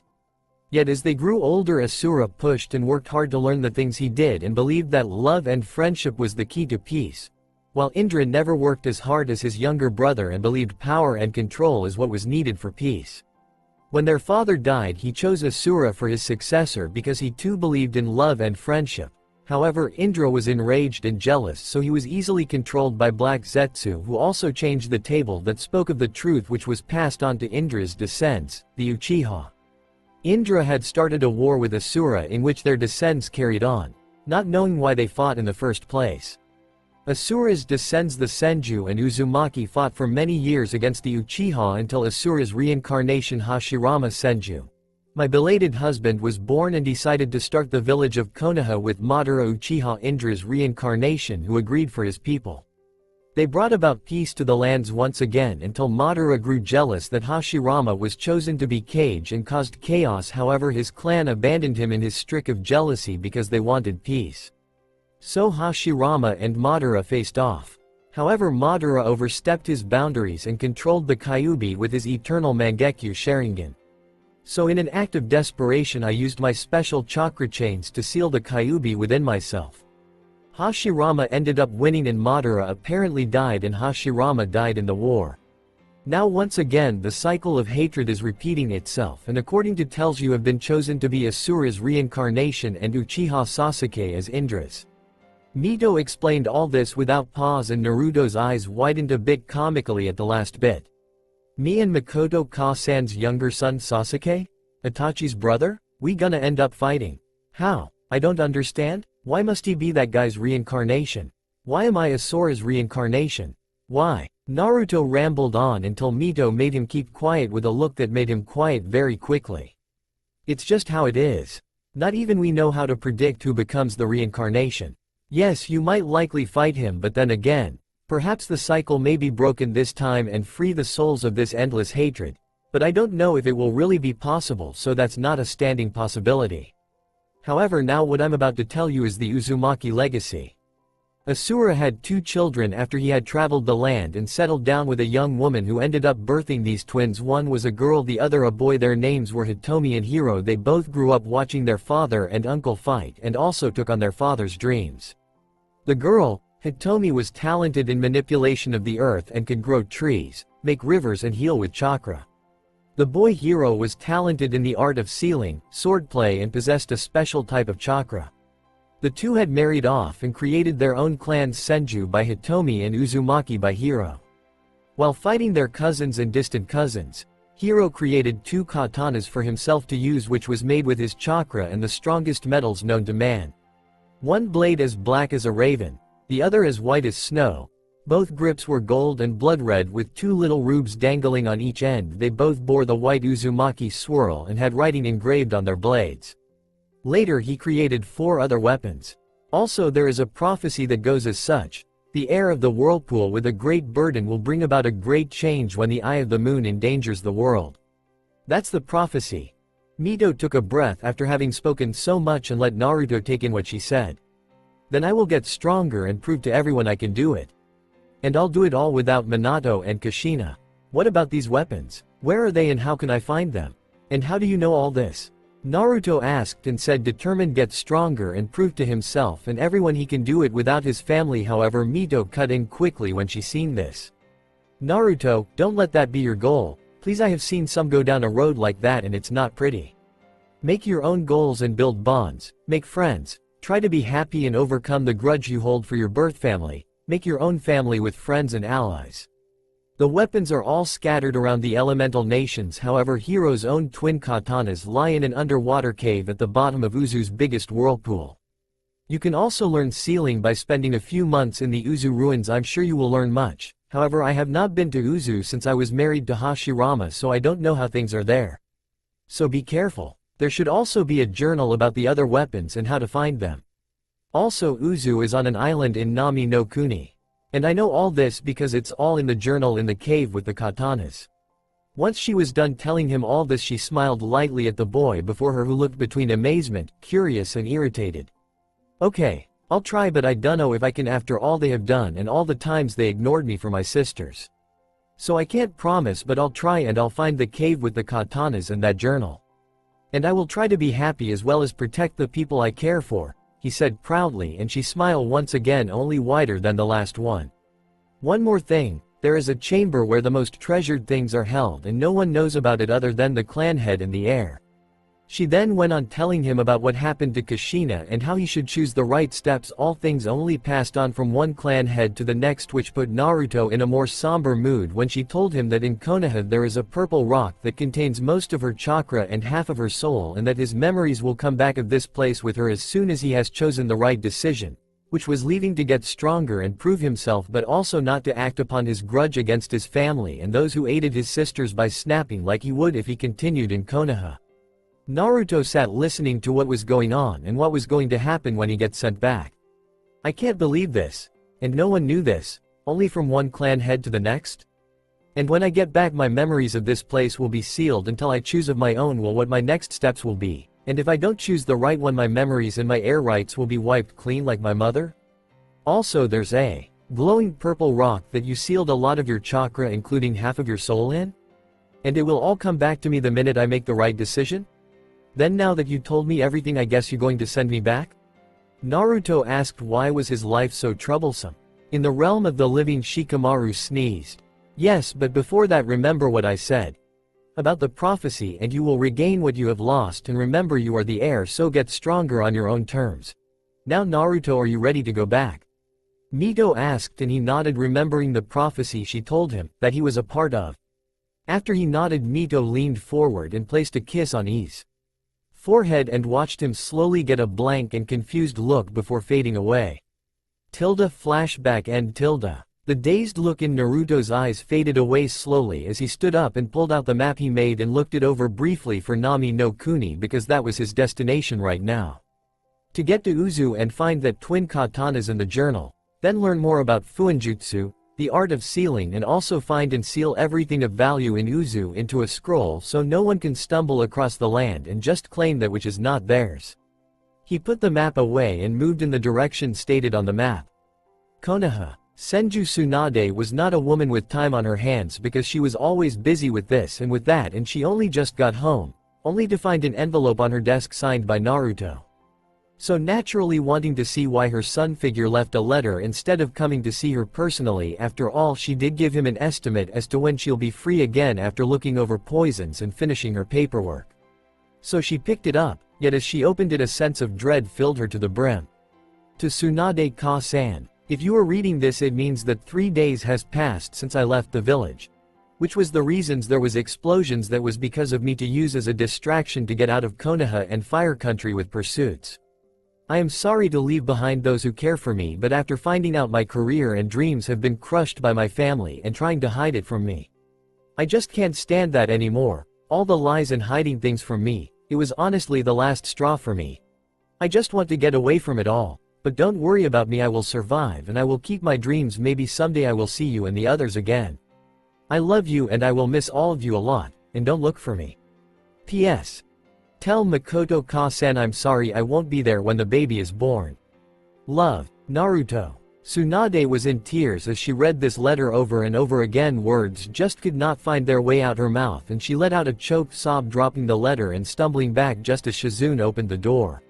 Tsunade didn't even realize Shizune had been knocking for the past few minutes on her door until she had opened the door and rushed to Tsunade asking what was wrong, but as the tears fell she could only stare at the letter on the floor. Shizune, seeing where her mentor's gaze was, she went to the letter and picked it up and read it and let out her own sob as tears fell and ran out the house and compound, heading to the Hokage Tower. Hokage Tower. Minato was currently in a meeting with the council discussing a few details about the attack 3 days ago. Jiraiya and Kushina stood to his sides as he addressed the clan heads who had to bring their wives along and the civilian heads who did the same. Itachi, Shishu, Kakashi and Anko stood in the shadows in their Anbu uniforms. So after looking through everything we have come to the conclusion that the attack Minato never got to finish as Shizune knocked down the doors with brute strength that she hardly used and walked right up to him with tears falling from her eyes before slamming a letter down on his desk, almost breaking it. You miserable excuse of parents, how could you let this happen? This was shouted out by Shizune as she gripped his collar and pointed down at the letter. When Kushina came to pull her away she backhanded her and the mark quickly turning blue while everyone in the room was looking shocked. This is not the sweet soft Shizune they knew because she had a murderous aura around her. You want to know who caused the explosions? Read it out loud for everyone to hear. She screamed at him and he was so shocked he quickly obeyed her and picked up the letter to read it. To Tsunade Ka-san, if you are reading this it means that 3 days has passed since I left the village. Which was the reasons there was explosions, that was because of me to use as a distraction to get out of Konoha and Fire Country with pursuits. I am sorry to leave behind those who care for me, but after finding out my career and dreams have been crushed by my family and trying to hide it from me. I just can't stand it anymore, all the lies and hiding things from me. It was honestly the last straw for me. I just want to get away from it all, but don't worry about me, I will survive and I will keep my dreams. Maybe someday I will see you and the others again. I love you and I will miss all of you a lot, and don't look for me. P.S. Tell Makoto Ka-san I'm sorry I won't be there when the baby is born. Love, Naruto. Minato only realized what he just read after he uttered his only son's name, and he also realized he still had a meeting going on.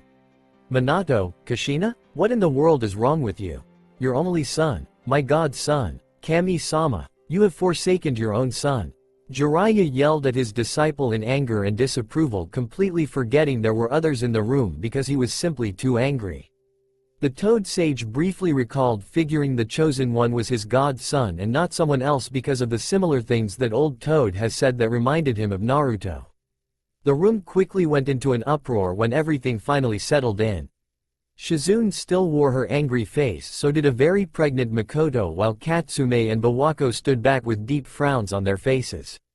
Meanwhile Kushina was crying as she backed up against the wall and slid down holding her head in her hands. Things just went from bad to terrible. If only your son meant as your daughters do to you, maybe he'd still be here. Makoto yelled at Kushina while the tears fell furiously down her face and her pale skin was flushed red with anger. Minato and Kushina felt their own tears fall with shock at this revelation, which would soon be one of many to come.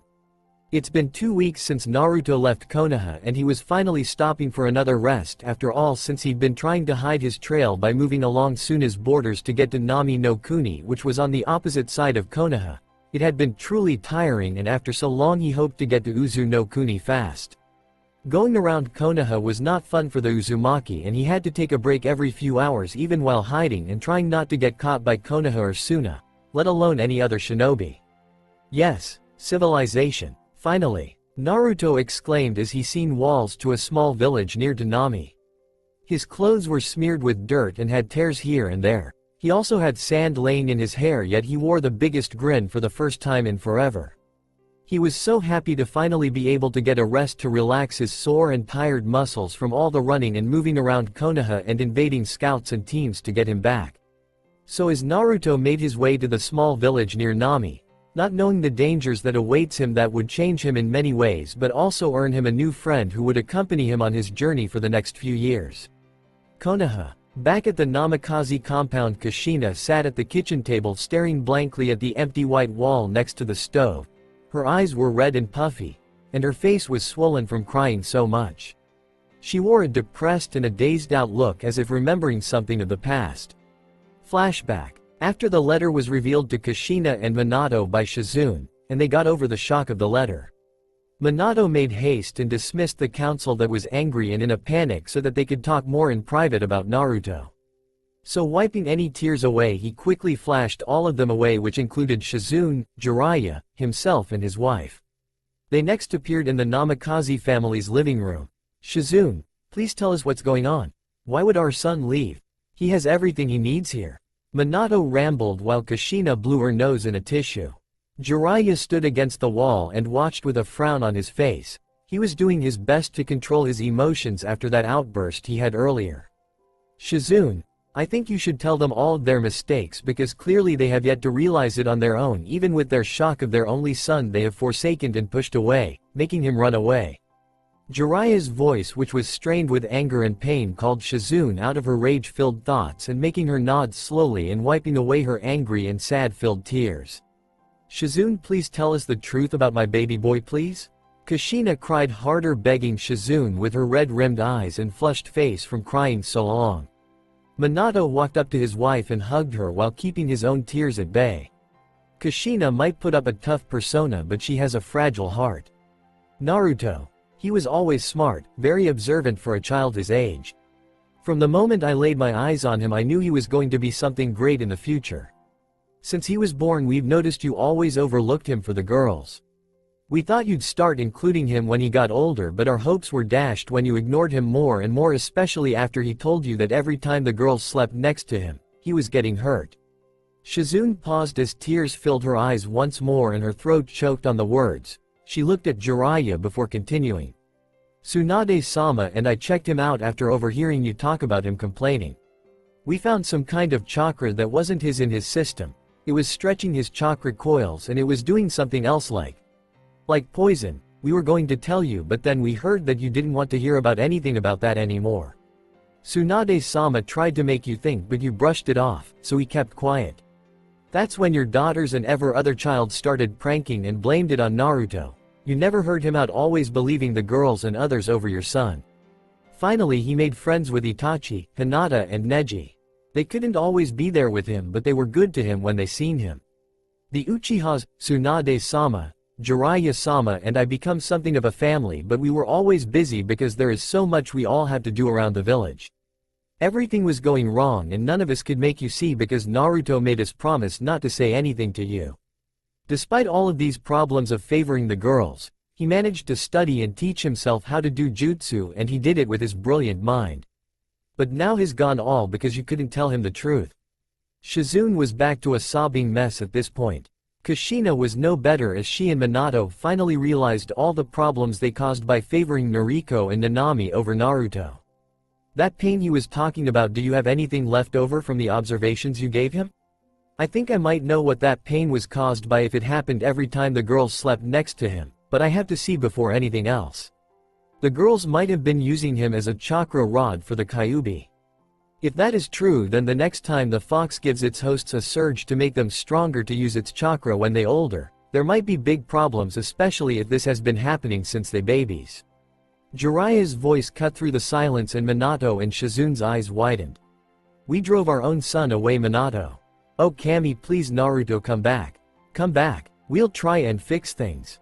Kushina cried out to the heavens while struggling in her husband's arms, which tightened around her as he too cried.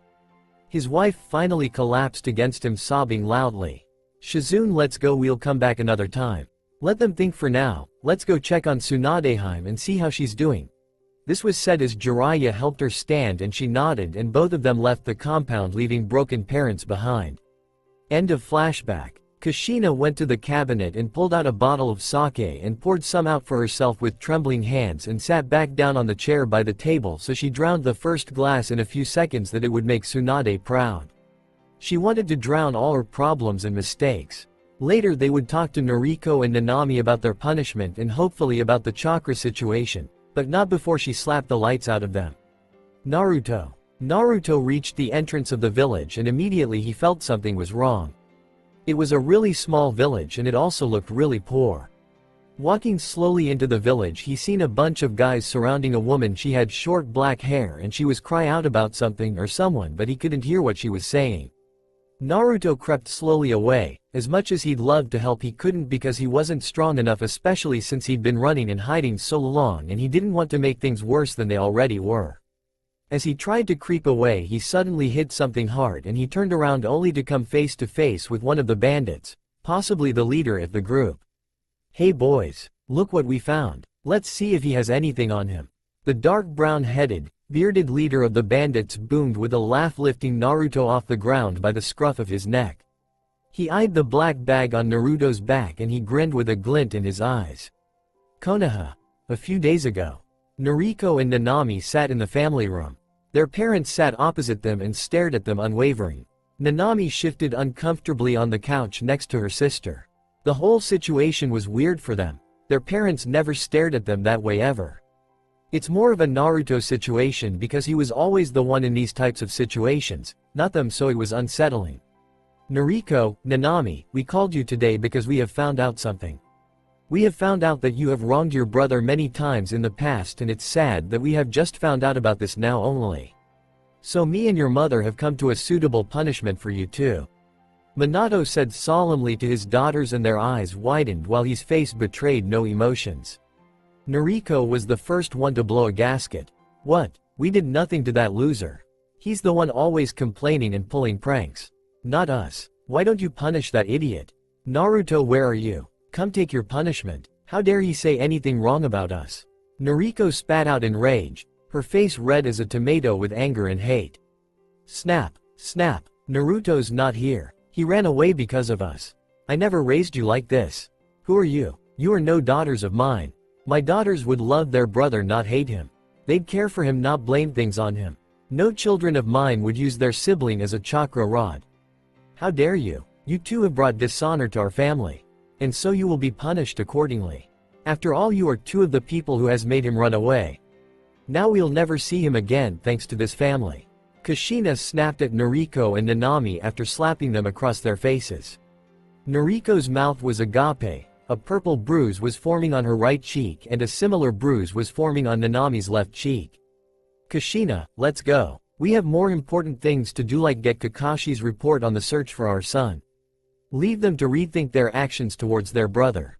When we get back, we'll give them their punishment," Minato told his wife, pulling her away. Soon they both left and the girls were alone. Nanami crumbled first. "Oh Noriko, nay. What have we done?" Nanami cried out with wide eyes as the tears finally pooled over, as if it would help the situation they were in. Noriko crumbled next into a pile of limbs with wide eyes, as if only now realizing the damage done on their family. Not in their entire lives have they ever thought their brother will run away because of what they did. This was truly a wake-up call for them. Nanami-chan. I don't know, I'm so sorry," Noriko whispered, putting a hand on her cheek, touching the bruise and looking over at her sister's forlorn expression. She hugged her sister and pat her back. "I really dunno. I'm so sorry Naruto ni. I'm so sorry," she kept whispering. Naruto, our favorite blonde boy with black streaks, was running to get away, but that wasn't working out well for him because his muscles were all sore and tired from running for so long in the past few days, and that's what made him stumble and fall, which unsurprisingly led to him begin loomed over by the bandits' leader once again. This man was really full of himself. "Let's see you try that stunt again, you brat. Boys, I want him dead by the hour. I won't allow some snot-nosed brat stop my raids. We have women to use and men to kill and beat, so let's get this shit out the way. Now." The leader yelled at his men with anger and watched satisfied as his men scrambled to do his bidding. His smirk widened as he watched his men crowd around the boy, beating him before killing him. However, as Naruto's eyes widened, inside his body his blood was pumping hard and rushing along with his chakra running to his eyes. The different cords behind his eyes began shifting and changing at a fast rate. For a moment Naruto's vision went black and all he could think and imagine was the tall, inhuman figures looming over him trying to kill him with weapons. Not a minute later, when his vision returned, he made eye contact with one of the guys coming to beat then kill him. The guy froze up and his weapon, which was a spike, fell upright with him falling straight onto it. Blood. The guy's eyes were wide and unseeing, without life left in him. Naruto's eyes widened and made eye contact with some of the other bandits, and each of them fell either into their weapons or unconscious. At first Naruto sat confused, then he realized that he was unconsciously releasing chakra into his eyes. His eyes rolled back into his head and he passed out. He just realized he had killed today using genjutsu from his eyes. Konoha. Minato sat behind his desk reading the reports Suna Shinobi and Kakashi gave him. He let out a frustrated sigh. Really, his son was too smart for his own good. Where was he heading anyway? That was the question running in the Hokage's head as he reread the reports over again and again, checking if he missed something or anything. He put down the reports and massaged his temples. He could feel a migraine coming on slowly. He felt like such a bad Hokage since he can't even find his own son who was hiding. Flashback. Sensei. I'm sorry, but we can't find Naruto anywhere. We even had help from Suna Shinobi that was doing border scouting and we still turned up with nothing. Pakun and his pack of dogs also looked, but we still got nothing. All we know is that he had been on the borders of Suna and Konoha about 2 weeks ago. I'm really sorry, Minato-sensei. We all tried really hard. Kakashi told him and set down the reports for him to look through. End of flashback. Naruto. Naruto was found by the young woman who was the one crying out about something or someone back at the village. After none of the bandits came back, she got worried for the little boy, so she went to look for him to see if he was okay, but she had never in her life expected to see all the bandits unconscious or dead laying on the ground all around the young blonde boy with black streaks who had saved her by pure accident. She was slightly horrified, so she went to check out the boy if he was okay or not. Konoha. Noriko lay upon her bed staring at her ceiling in deep thought about what had happened a few days ago and how she got slapped. She thought about the brother she had made miserable and the parents Nanami and her unconsciously manipulated into neglecting said brother. Noriko was at a loss for what to do. Her brother left, and it was all Nanami and her fault. She felt so helpless. Sure, she didn't completely love her brother and she was jealous of him, but she never saw herself as a bad person. I wish I could change what I have caused, but I can't. The weight of her words hung heavy in the air of her room. A few tears slipped out her eyes as she now saw herself as the monster who tormented her brother's dreams and stood in way of his goals. She wanted to change that image, but she knew it was true and she could only try and atone for her deeds. It will be Naruto's choice to forgive her and them when they see him again. Naruto. The young woman decided to take him back to her village and into her home because she couldn't let the child lay there where he had been laying between the bandits and all the blood. When she got home, her younger sister, who was about 6, was waiting for her by their kitchen window open slightly. Tsuki Ne-chan, I saw those bandits harassing you. And that boy my age stopped them. The little girl yelled. She had blood-red hair and dark forest green eyes.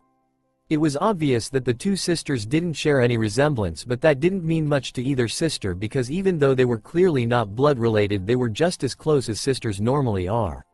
What? You were watching that? Oh, Akari-chan. I'm so sorry you had to see that. But now we have to attend to this poor boy and help him. The now identified Tsuki told her sister, who only now noticed the boy in her arms, who drew the attention away from her big sister when those bandits were worrying her. Her eyes looked at him curiously and in slight wonder at his bravery. That's the same boy from earlier. What happened to him, Ne-chan? Did he get hurt? Did those bandits hurt him? Akari shot out questions as she ran to help her Oni-chan with the boy. They brought him to Akari's room and put him on the bed before Tsuki told Akari to get a bucket of warm water and a cloth to wipe off the blood and dirt he had on him. They tentatively cleaned him and took all his clothes except his underpants to wash and mend so he can wear them again when he wakes up. For now though, Tsuki had Akari watch him while she cooked them some food for dinner and hung up the black streaked blonde's clothes to get dry properly. They also found his black bag and cleaned it off and putting it one side in Akari's room. The next morning, Naruto stirred in the bed and his messy black streaked hair fell out of his face to show his violet amethyst eyes opening slowly and blinking in confusion before realization kicked in and he remembered what happened. He turned deathly pale and he felt like throwing up. Just then Akari and Tsuki walked in and rushed to him, seeing as he was now awake, and sat him up, then gave him a glass of water. Hey Whisker-kun, how are you feeling? What's your name? Why did you have blood on you? Did the bandits leave? Why were you alone? Where's your family? Why weren't they with you? Do you have siblings? Why are you looking so pale? Are you sick? Is your tummy sore? Your eyes are so pretty.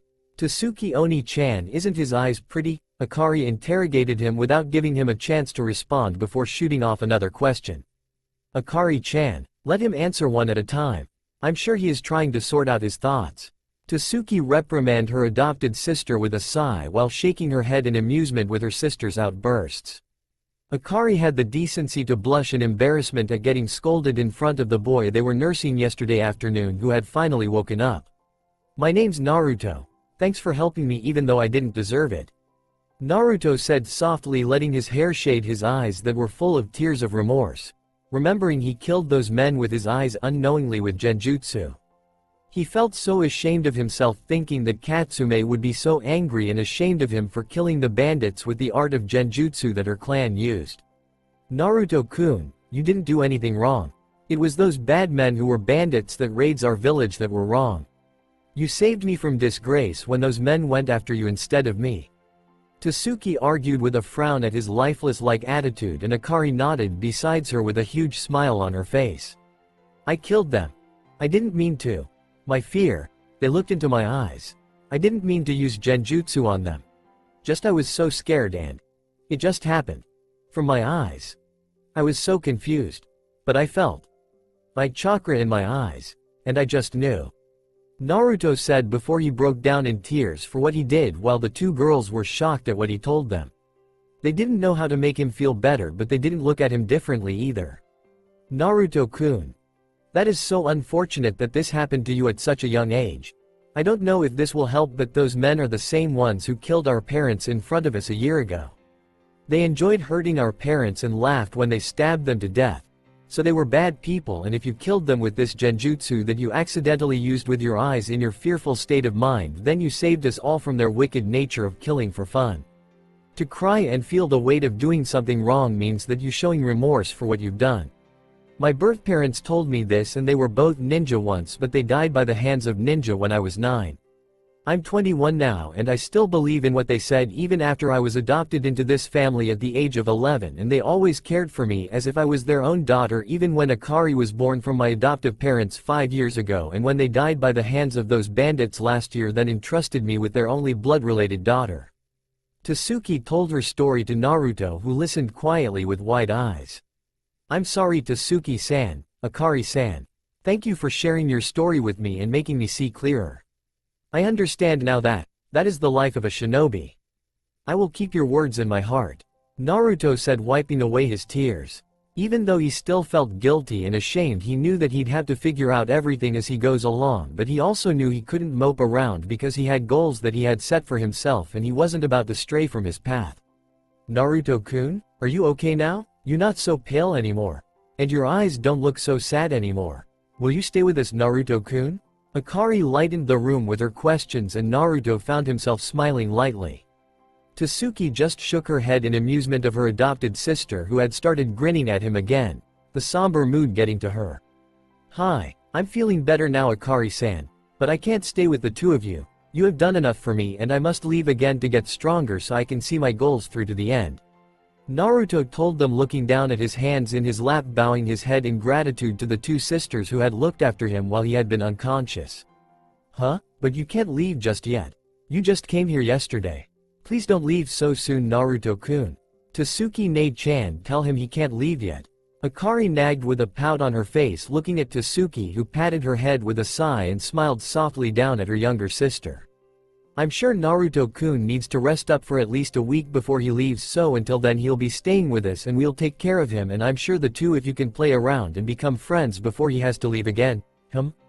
Is that acceptable? Tasuki told her sister while Naruto's mouth went agape, and Akari nodded happily at her sister with a wide grin. Yay! We gonna have so much fun, and I'm gonna show you all around the village, and then we can play games and we can go swim, and Tasuki Nei-chan makes awesome food, and we gonna make you all better before you leave again, and everything is gonna be so awesome, and Akari never got to finish as Tasuki cut her off.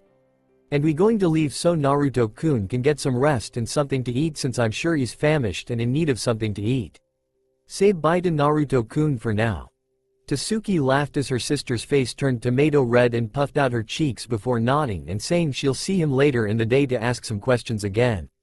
Konoha. Minato punched the training post at his training field in his compound with frustration and stress. His knuckles were bloody and his clothes were stuck to him from sweat and his blue eyes were ringed red from tears and he collapsed onto the ground running a hand through his blonde hair with his eyes closed. He felt so angry at himself because of his family that was falling apart into tiny pieces and he felt he was utterly helpless to do anything about it. His only son was crippled because of him. His only son had suffered negligence because of him. His only son left because of him. He only had one son. And now he was gone. Because of him. And they couldn't find him anywhere. Some father I am. Senju compound. Different pictures of a smiling blonde boy with violet amethyst eyes littered the floors everywhere. He was in every picture with different poses. Empty sake bottles littered the floors in piles here and there. In many of the pictures 5 women were always at least once in every picture. One with blonde hair, one with dark brown hair, one with dark navy blackish blue hair, one with graying brown hair and one with dark graying hair. If names were to be added to each of them it would go in this order. Tsunade, Shizune, Makoto, Katsume and Bawako. In the lounge we would find 2 of the 5 women laying drunk on the floor, this being Tsunade and Shizune. Hospital. Bawako sat in the head medic office behind the desk. She wore a frown as she looked over reports and files for the glowing purple rock that rests in the research lab, which is the size of a boulder that is utterly impenetrable. After all, they tried everything to break that thing apart. Something nagged at the back of her head that this was familiar somehow. She let out a sigh and put down the papers. She looked out the window onto the Hokage monument and gazed at her late husband's face sculptured upon the mountain before her eyes slid to the 4th face and her frown deepened as she thought about the certain little blonde that looked almost identical with his blonde hair to the man she had lost much respect for. Everything so far had gone wrong when the girls were given their way more than. She turned away from the window because she had better things that had to be done, important things. It would be pointless to ponder and point fingers at others. Kurama clan compound. Oba-san? Are you okay? Do you want some tea? Can I do anything for you, Oba-san? A little red-headed girl with bright dark brown eyes asked the elder sitting by the window watching the birds. This little girl was the elder's granddaughter and also a girl who had a lot of raw potential and enhanced genjutsu prowess that could use genjutsu that affect the body or bodies of the person or people her genjutsus are used on. Hi, I'm fine, Yakumo-chan. Just thinking on a few things I hope to see in the future if I live until then. Why don't you get me the tea for now then, my child? This old bat is terribly parched and we wouldn't want me coughing my lungs up on this beautiful redwood floors now, would we? The elder asked her granddaughter, who immediately shook her head and rushed off to the kitchen for the traditional tea set. The old woman's honey-colored eyes wrinkled at the corners as they sparkled with mythical amusement with a pinch of sadness hidden in her eyes. Katsume Kurama couldn't deny that the future would be a sight to behold if she lived long enough. Uchiha compound. The head of the clan and his wife sat outside in silence. Neither spoke their thoughts, yet both spoke their mind. As confusing as it would seem, it has been like this for the past few days between the couple. This is the scene their son, Itachi, walked into with his heavy heart. Makoto glanced at her eldest child, as did Fugaku. Both looked questionably at him, awaiting his report. Itachi-chan, please tell me you've got good news for us. Please? Makoto pleaded to her son with tears in her eyes while Fugaku just held her hand in support with his own. Itachi inwardly winced. Naruto leaving had taken its toll on both his mother and father, including him. He took a breath. He might as well inform them and get it over with for now. He hated seeing his mother like this, especially since she is pregnant. Ka-san, Tu-sama. It is to my utter disappointment to inform you that we have still found absolutely nothing with regards to Naruto-kun's whereabouts, and for now Minato-sama has had to decrease the search for a time being. We just know that there had been signs he was on Suna's borders, but furthermore nothing else has been found. I am sorry to disappoint. Itachi spoke to them in a soft but firm tone that held respect. Makoto bowed her head and whispered her thanks to her son while Fugaku sighed and nodded in defeat. Despite being the clan head, he had his moments that he could care less about composure and status. Itachi took that as his cue to leave his mother and father alone again. Namikaze compound. Nanami sat by the koi pond and looked down at her reflection. Her cheek still stung as if the bruise that had healed up was still there from a few days ago, but she guessed it was just one of those things. Nanami watched as the fishes swam across her reflection in the pond, and her thoughts started wandering to that of her only brother who left them because they had all been so terrible to him. Noriko and herself had been the main causes, she was sure of that. After all, they had treated him like trash, and now look at where it has gotten them. Naruto ni, I wish I could apologize, but I can't because I know I was jealous and I still am. Everyone saw you as a coming protege, but Noriko and I didn't like that. I am ashamed that we always were so evil to you, but the next time we see each other I will apologize deeply for our family's actions towards you, but I don't expect you to forgive us. I know everyone else will, but I don't, because even though we will try to be better, we will never fully succeed because this is who we are.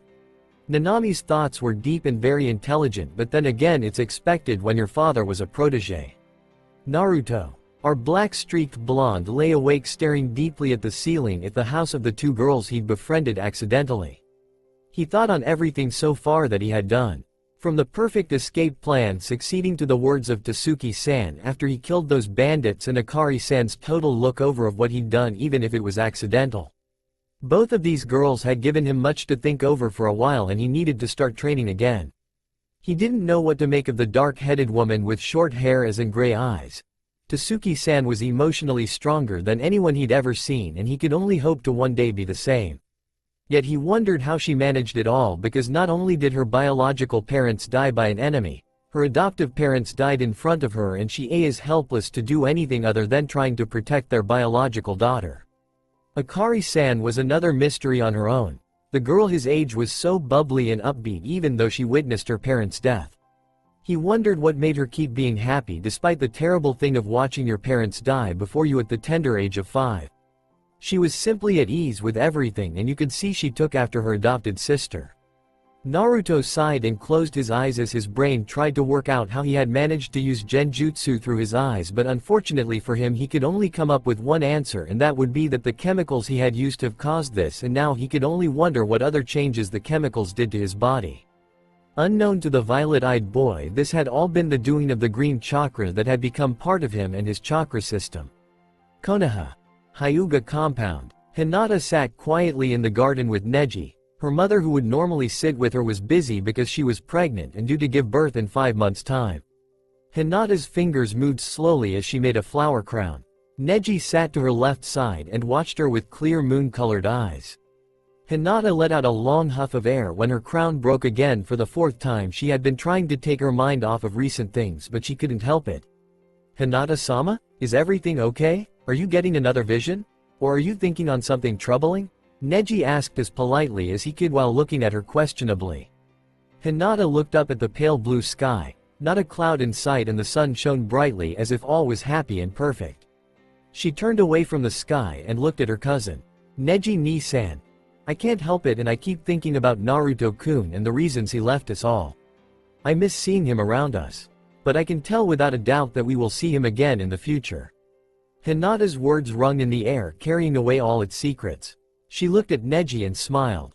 Unknown place. The same man as before sat with a book and on the title Diary of Uzumaki Kushina. He chuckled gleefully and his dark eyes could be seen glinting wickedly. A door on the side of this dark room opened, sending a light in the room, and you could now make out the color of his eyes. They were a dark purple, almost black. A wicked grin spread across his lips, for the only features shown in the light were his lips and in dark purple eyes. A tall, lean figure walked in the room with file. The figure kneeled on the floor in a deep bow. My lord, I have all the data collected together just like you asked of me. There were no problems on the way either. I hope you are satisfied?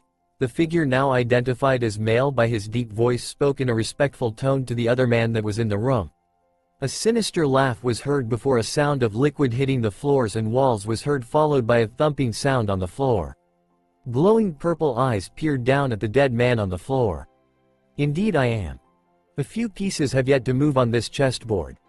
Our favorite mysterious male voice of malice was heard as it rung throughout the hallways and the candles flickered. Glowing purple eyes flashed in sick, fascinated amusement at the dead body before him and his thoughts about his plans for the future. 3 weeks had passed since Naruto first met Tasuki and Akari, who later introduced him to the rest of the villagers as the person who got rid of the bandits that were raiding the village. The village itself was nice. They had a few shops and 1 or 2 restaurants. The villagers were very friendly and kind to him. or maybe it was because he saved them from the bandits who raided the town frequently. Despite that, Naruto enjoyed being in the village itself with all its people. The villagers had at first been hesitant because he was so young, but soon accepted it as fact and praised him, calling him their little hero. The village children all wanted to be his friends, and he accepted their friendships with a smile. However, every night for the first week he had sat up thinking upon everything he had done so far, and when he went to sleep he was plagued by nightmares until one night Akari started helping him get over his night terrors. However, nothing was as terrifying as the situation he currently found himself in. "Akari-chan, please stop crying. Tasuki Nade-chan, what do I do? Please help me. I dunno what to do. What should I do? Tasuki Nade-chan." Naruto was currently being used as a tissue for poor Akari-chan, who was utterly distraught over one fact, and that is he had to leave in a day or so to continue to Uzu, and she didn't want him to go. So she was currently begging him to stay with her or take her with him, and he just couldn't remove the crying girl from his shirt. Whether it be from manners or from lack of strength, he wasn't quite sure. Naruto-kun. I'm sure you can figure out what to do. You are a smart boy, aren't you? Use your intelligence. Anyway. See you two later. I'll be at the market. I have some things to buy, so be good children and behave yourselves while I'm gone. And with that, Tasuki left him to the horror that was a snotty, sobbing Akari. Naruto stared at the door in horror when Tasuki left. He began sweating fast. He would be turned blue soon, he knew, by Akari's death grip around his chest, because he couldn't even breathe properly. It was as if he was trying to strangle him to death and not actually begging him to stay. "Naruto-kun. Please don't go. Stay here. Or take me with. Help me. Naruto-kun. Help. Konoha." The blonde Hokage sat behind his desk looking over paperwork and mission reports. He had been slacking off just a bit since his son ran away from Konoha. 3 weeks ago he sent out a message to all the ninja villagers in the elemental nation stating if they see his son they must immediately notify him and keep his son until someone from Konoha fetches him. That was all he could do now, that and waiting. Namikaze compound. Two girls sat together on a bench in the gardens of their compound. Not a word was said between them, but enough was thought. A number of thoughts ran through their heads. The main one they shared was the fact that they had to be put into a coma so that their bodies could survive the chakra surges the Kyuubi was giving them. Flashback. Ka-san, where are we going? To-san, what's going on? Nanami questioned in her confusion. Noriko, who was walking besides her, looked at their father for an answer since none came from their mother. Minato just sighed, seeing how Kushina wasn't going to answer their questions. Since she was doing her best to speak to them as little as possible as punishment for both the girls and herself as their mother. "We going to a special chamber so that we can put the two of you in a coma so that we can force the Kyuubi's chakra to surge throughout your bodies so that when the time comes neither of you will die from using its chakra. Do not argue with us, this is for the best for both of you and the village since you had decided to force your brother through the surges you were supposed to go through. Be happy, the only thing we doing is not allowing you to train for 1.5 years for doing what you did and acting how you did." With that, Minato ended the conversation with no room for arguments. End of flashback. Naruto. Our favorite black-streaked blonde boy sat on the bed he had been using since he got there. His next stop would be Uzu. He felt sad to leave Tasuki and Akari, who has been very good to him. He wished that they would be able to come with him to the Uzu ruins. However, he knew he couldn't ask them to leave their home here, especially since his future journeys will possibly be dangerous. The room door opened and Tasuki walked in with a small sad smile on her face. She placed a bundle of clothes she washed that belonged to him on the bed as she sat next to him. "Naruto-kun, Akari doesn't want you to leave us. I won't say stay here with us because I know there is something you wish to fulfill. However, I would like to offer you a companion on your journey. I won't be able to join you, but I believe Akari would be delighted to travel and train with you. She doesn't wish for her Oni-chan to be alone and face dangers by himself. She came to me earlier to plead with me to allow her to go with you, and I said I'll only agree if you agree. So Naruto-kun, would you like Akari to join you?" Tasuki grinned when she seen his face brighten up with a shocked look and a grin following it. Just then a red tornado burst into the room. "Naruto-kun, please can I come with you? Take me with. I want to help you, Oni-chan." Akari yelled as she threw herself at Naruto, nearly choking him in the process while she used her best puppy dog eyes on him. Naruto however just pulled her off himself and put a frown on his face and crossed his arms before shaking his head as if to say no. Her face fell quickly and tears formed in her eyes while her lips stick out. No, Akari-chan, I would not like to have you join me on my trip to Uzu and wherever else. I would love you to join me and keep me company. And as a training partner, Naruto said with a happy tone and a small smile on his face, but his face was soon turning blue with lack of oxygen because Akari hugged him tightly again in a death grip. Yay, thank you Naruto-kun. Tasuki-chan, he said yes. He said yes. Yay, hooray, when can I pack? Tasuki-ne-chan, what should I take with me? I can take a bag, right Naruto-kun? Akari was shooting off questions and doing happy dances everywhere, making Naruto grin and Tasuki laugh. Konoha, Tsunade, you can't be serious. You want to leave for half a year. What if something happens? Sorry Tsunade, but I can't allow you to go again on a drinking and gambling break. If this is to do with my son, and I think it is. What if we find him hurt or something and you're not here to help? Things can go very wrong if you aren't here to help us, Tsunade. Minato stated firmly. He was not going to let this woman leave so suddenly. Whenever she pleases, she should know that they needed her medical expertise in the village. How dare you? I've done nothing but good for you in this village. I saved countless lives and helped birth your children. One of them which you never even noticed until now. You also seem to forget I'm a Sanin and we have permission from the Fire Lord to roam the elemental nations without restrictions as long as we don't partake as high crimes against the nations. So as a matter of fact you can't keep me here. Tsunade's voice shook with fury as she shook her fist and smashed the desk Minato was seated behind. His face fell for a split second before he sighed and sat back in his chair with a stern look on his face. Fine, you may leave for the 6 months and do what you please. However, should we need you back here, you have to come back. That's all I ask, otherwise, look out for Naruto. Minato said. He got up from his chair as Tsunade left and stood by the window looking over Konoha. He didn't even know what to do anymore. Everything was just going wrong and a lot of it was his own fault. Naruto. It was finally the day Naruto would set out to Uzu, and now he had a companion to boot. He was both happy and sad, happy for having someone on his journey with him but sad to go from the village. To him this was strange because when he ran away from Konoha he didn't really feel sad. Sure, he felt a twig of sadness because he'd missed Tsunade and the others who cares for him, but now it was a different story with this village. He might be a very intelligent child, but when it came to his feelings he got confused and lost. Akari was standing on Naruto's right side with her own backpack. She wore a short green dress and black ninja sandals that Naruto borrowed her. She also had her up in a ponytail. Akari was bouncing with excitement and wore a huge smile on her face. She was really happy to go with Naruto Oni-chan on his journey to Uzu and all the other places he was going to. The villagers were all gathered around and Tasuki was standing right in the front of the crowd of people. She was smiling brightly and the sun was shining in the background. They were all at the village entrance to see Naruto and Akari off on their journey. Some of the children looked a bit jealous of the two of them. Now Naruto, I want you two to be careful, okay?